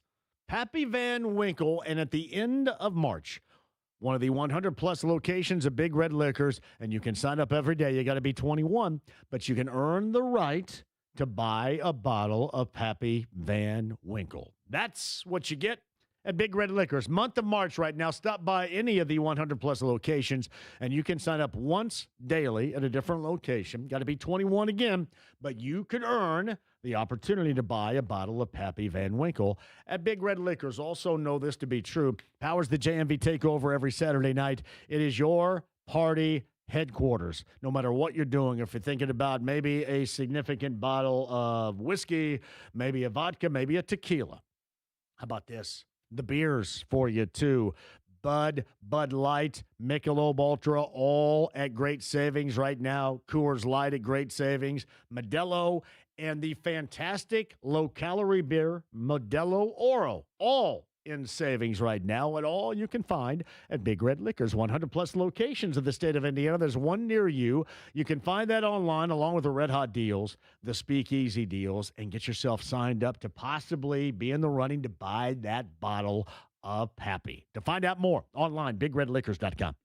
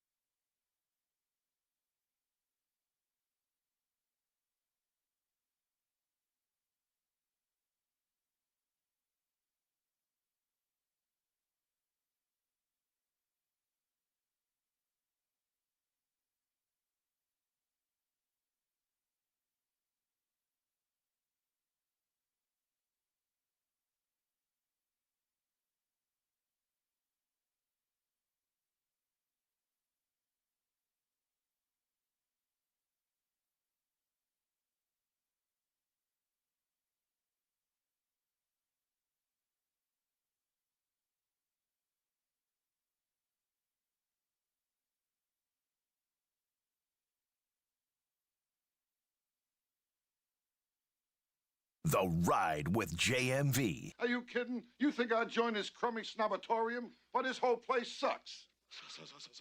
That's right, it sucks. 93.5 and 107.5. The Fan. Clapton's in Cincinnati. The Heritage Music Center, right?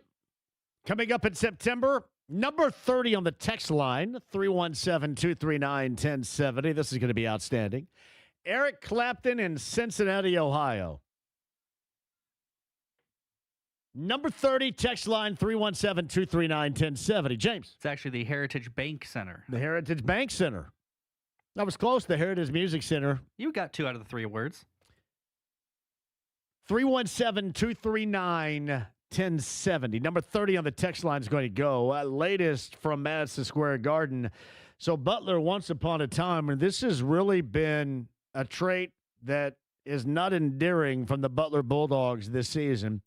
Get out to a big lead, lose that big lead, and then get down big. The Dogs at the 10-minute mark of the second half, once upon a time, a 15-point advantage in the first half. They now trail Providence by 7. 65-58 as they now move under the 10-minute mark in the second half of play. And that's been the MO. I can't imagine. They scored 42 points in the first half. And through the first 10-plus minutes of the second, they have put up 16. So the shooting has gone away. Keep you updated on that. All right, $26.5 million to be exact. And I think Mike Chappell, who's going to join us tomorrow, has this as well.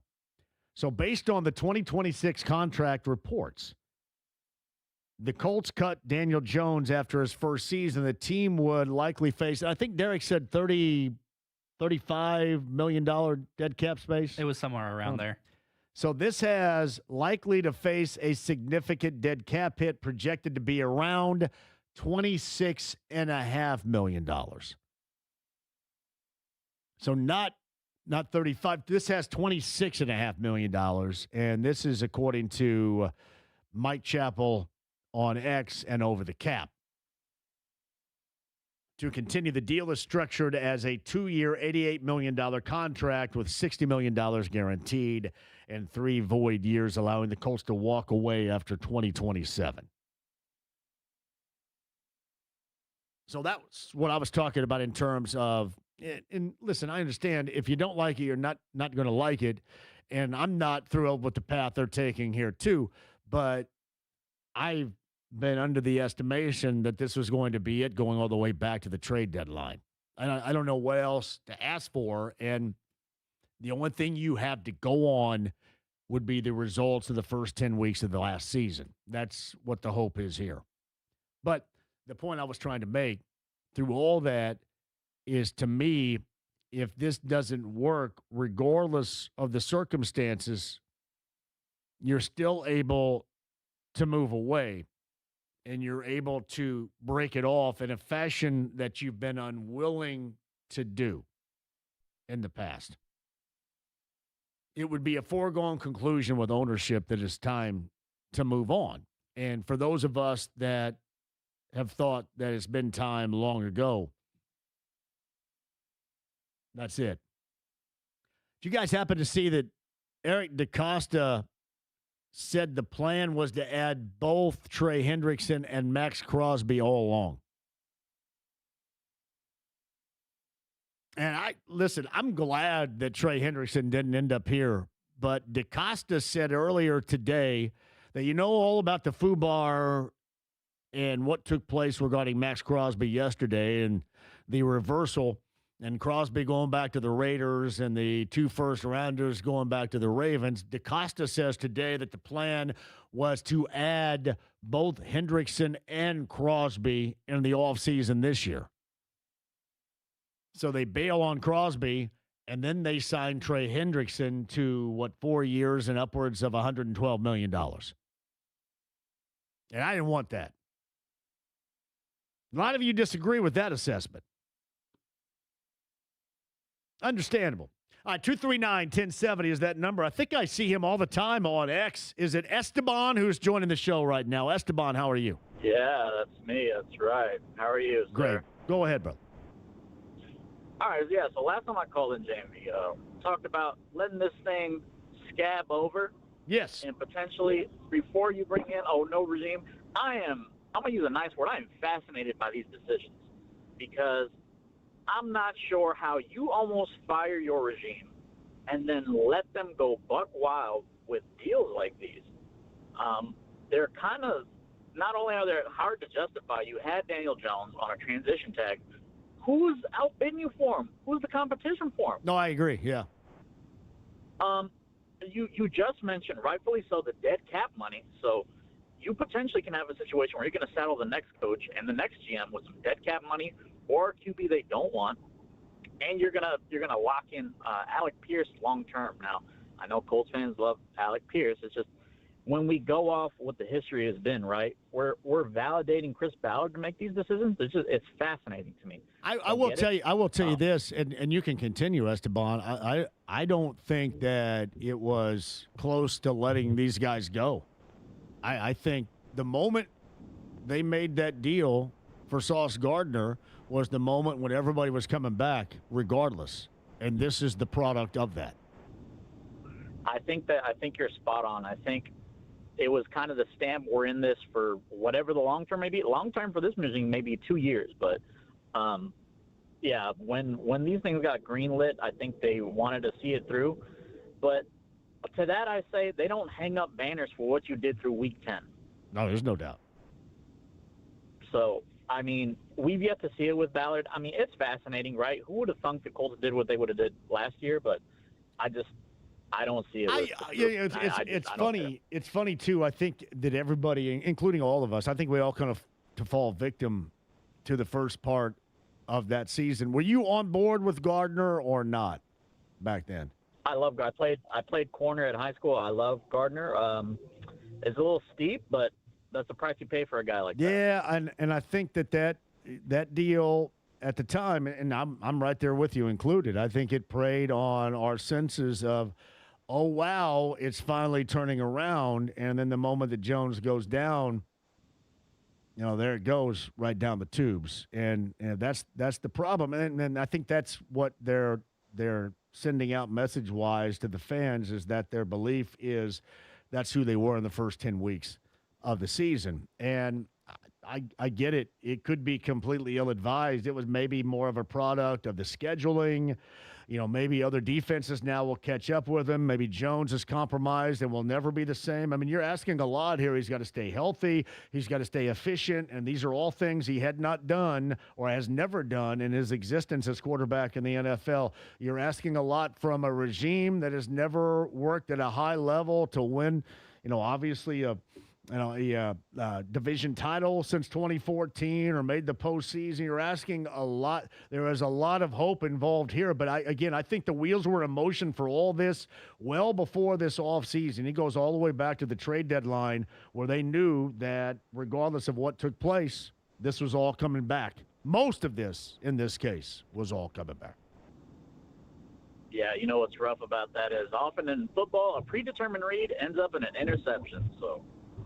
Well, Esteban, it is going to be interesting as hell to see. I'm going to be fascinated to find out if people, as we get closer, and if we find out if indeed Daniel Jones is going to be healthy to start the season, if the excitement returns, or if there's that doom and gloom factor of you're just kind of waiting out the inevitable of this regime ending and starting anew. Yeah, I guess that's why they play the games, right? Esteban, I appreciate you, man. You call anytime. Hopefully we see you sometime. Thank you. All right. Absolutely. Quick break. We'll come back. If you're on hold, I'll get back to you tomorrow. Binkley's and Broad Ripple, mini hooping. I can't say what it's really called because I get a cease and desist every time I say it. Mini hooping tomorrow. Binkley's and Broad Ripple. Let me know if you can make it. Joe's Grill coming up on Friday. Full explanations on both. The latest on Butler, IU Northwestern later on tonight, and a final stretch run for this show on a Wednesday. I want you to stay right there. It's 93.5, 107.5 The Fan.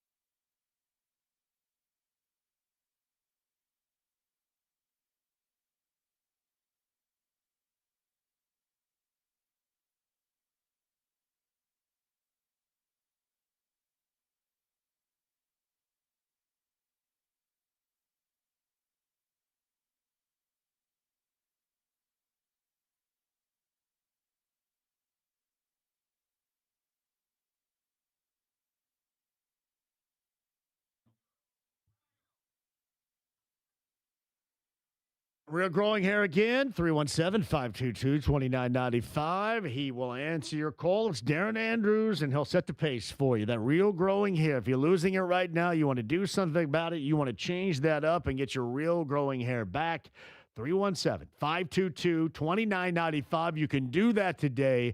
The innovations are incredible, and all you have to do is make that call. Darren Andrews and 317-522-2995. That's WeGrowHairIndy.com today.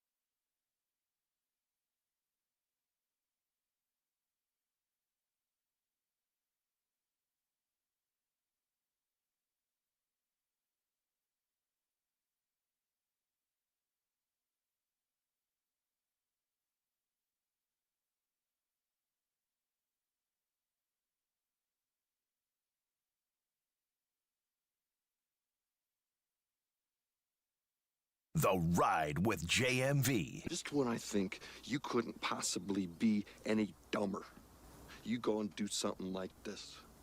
And totally redeem yourself! 93.5 and 107.5. The Fan. Butler down 8 now, 74-66. Under 6 to go in the second half. The Friars of Providence. Butler once upon a time led by 15, I believe, in the first half. 74-66 right now as they dive under the 5.5-minute mark left to go in that game. Madison Square Garden, the Big East Conference Tournament, IU Northwestern coming up later on tonight at 6:30. 93 WIBC has your coverage there. This was sent to me a little bit earlier regarding all the conversation, debate we've had on Daniel Jones moving forward with it. Brian Thomas says Murray and Jones have very similar stats, just one is $44 million more. The issue with Kyler Murray, everything stops if you're comparable with what took place with Anthony Richardson, right?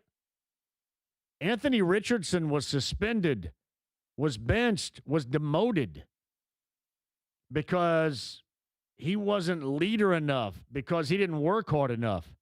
The same thing happened to Kyler Murray in Arizona. There was zero way that was ever going to be a thought here. Right or wrong, lack of money, savings, blue light special, any of that. The only thing you could have done is long ago or at the end of the season decided to move on and not messed with any of this. But once they had the postseason presser and said that Ballard's back, Steichen is back, and I believe in them, you knew this was the path they were going to take. There's no way they were going to consider Kyler Murray. I'm not suggesting that this is all going to work. And you can go as far back as the trade deadline. However, this is what they've been selling you on. And they put that together. I guess all right now, but Trey Hendrickson, who Eric DeCosta, the general manager of the Ravens, suggested that they wanted both Hendrickson and Crosby. And, of course, they traded for Crosby and then doubled back and decided to pull the rug out from under the Raiders, and Crosby goes back to Vegas. Their 2 first-rounders going back to Baltimore. Ravens did sign Trey Hendrickson, age of 32, 4-year deal. That's going to be up when he's 36. And I, for one, am glad in this case, yeah, even with what you believe is a necessity, and it is, I'm okay with them not signing him or not having the chance to sign him.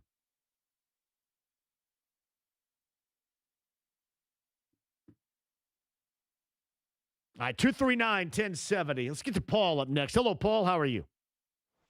Hey, Paul. Hey, there's a good man there. I have to get back. I know it was a couple of weeks ago.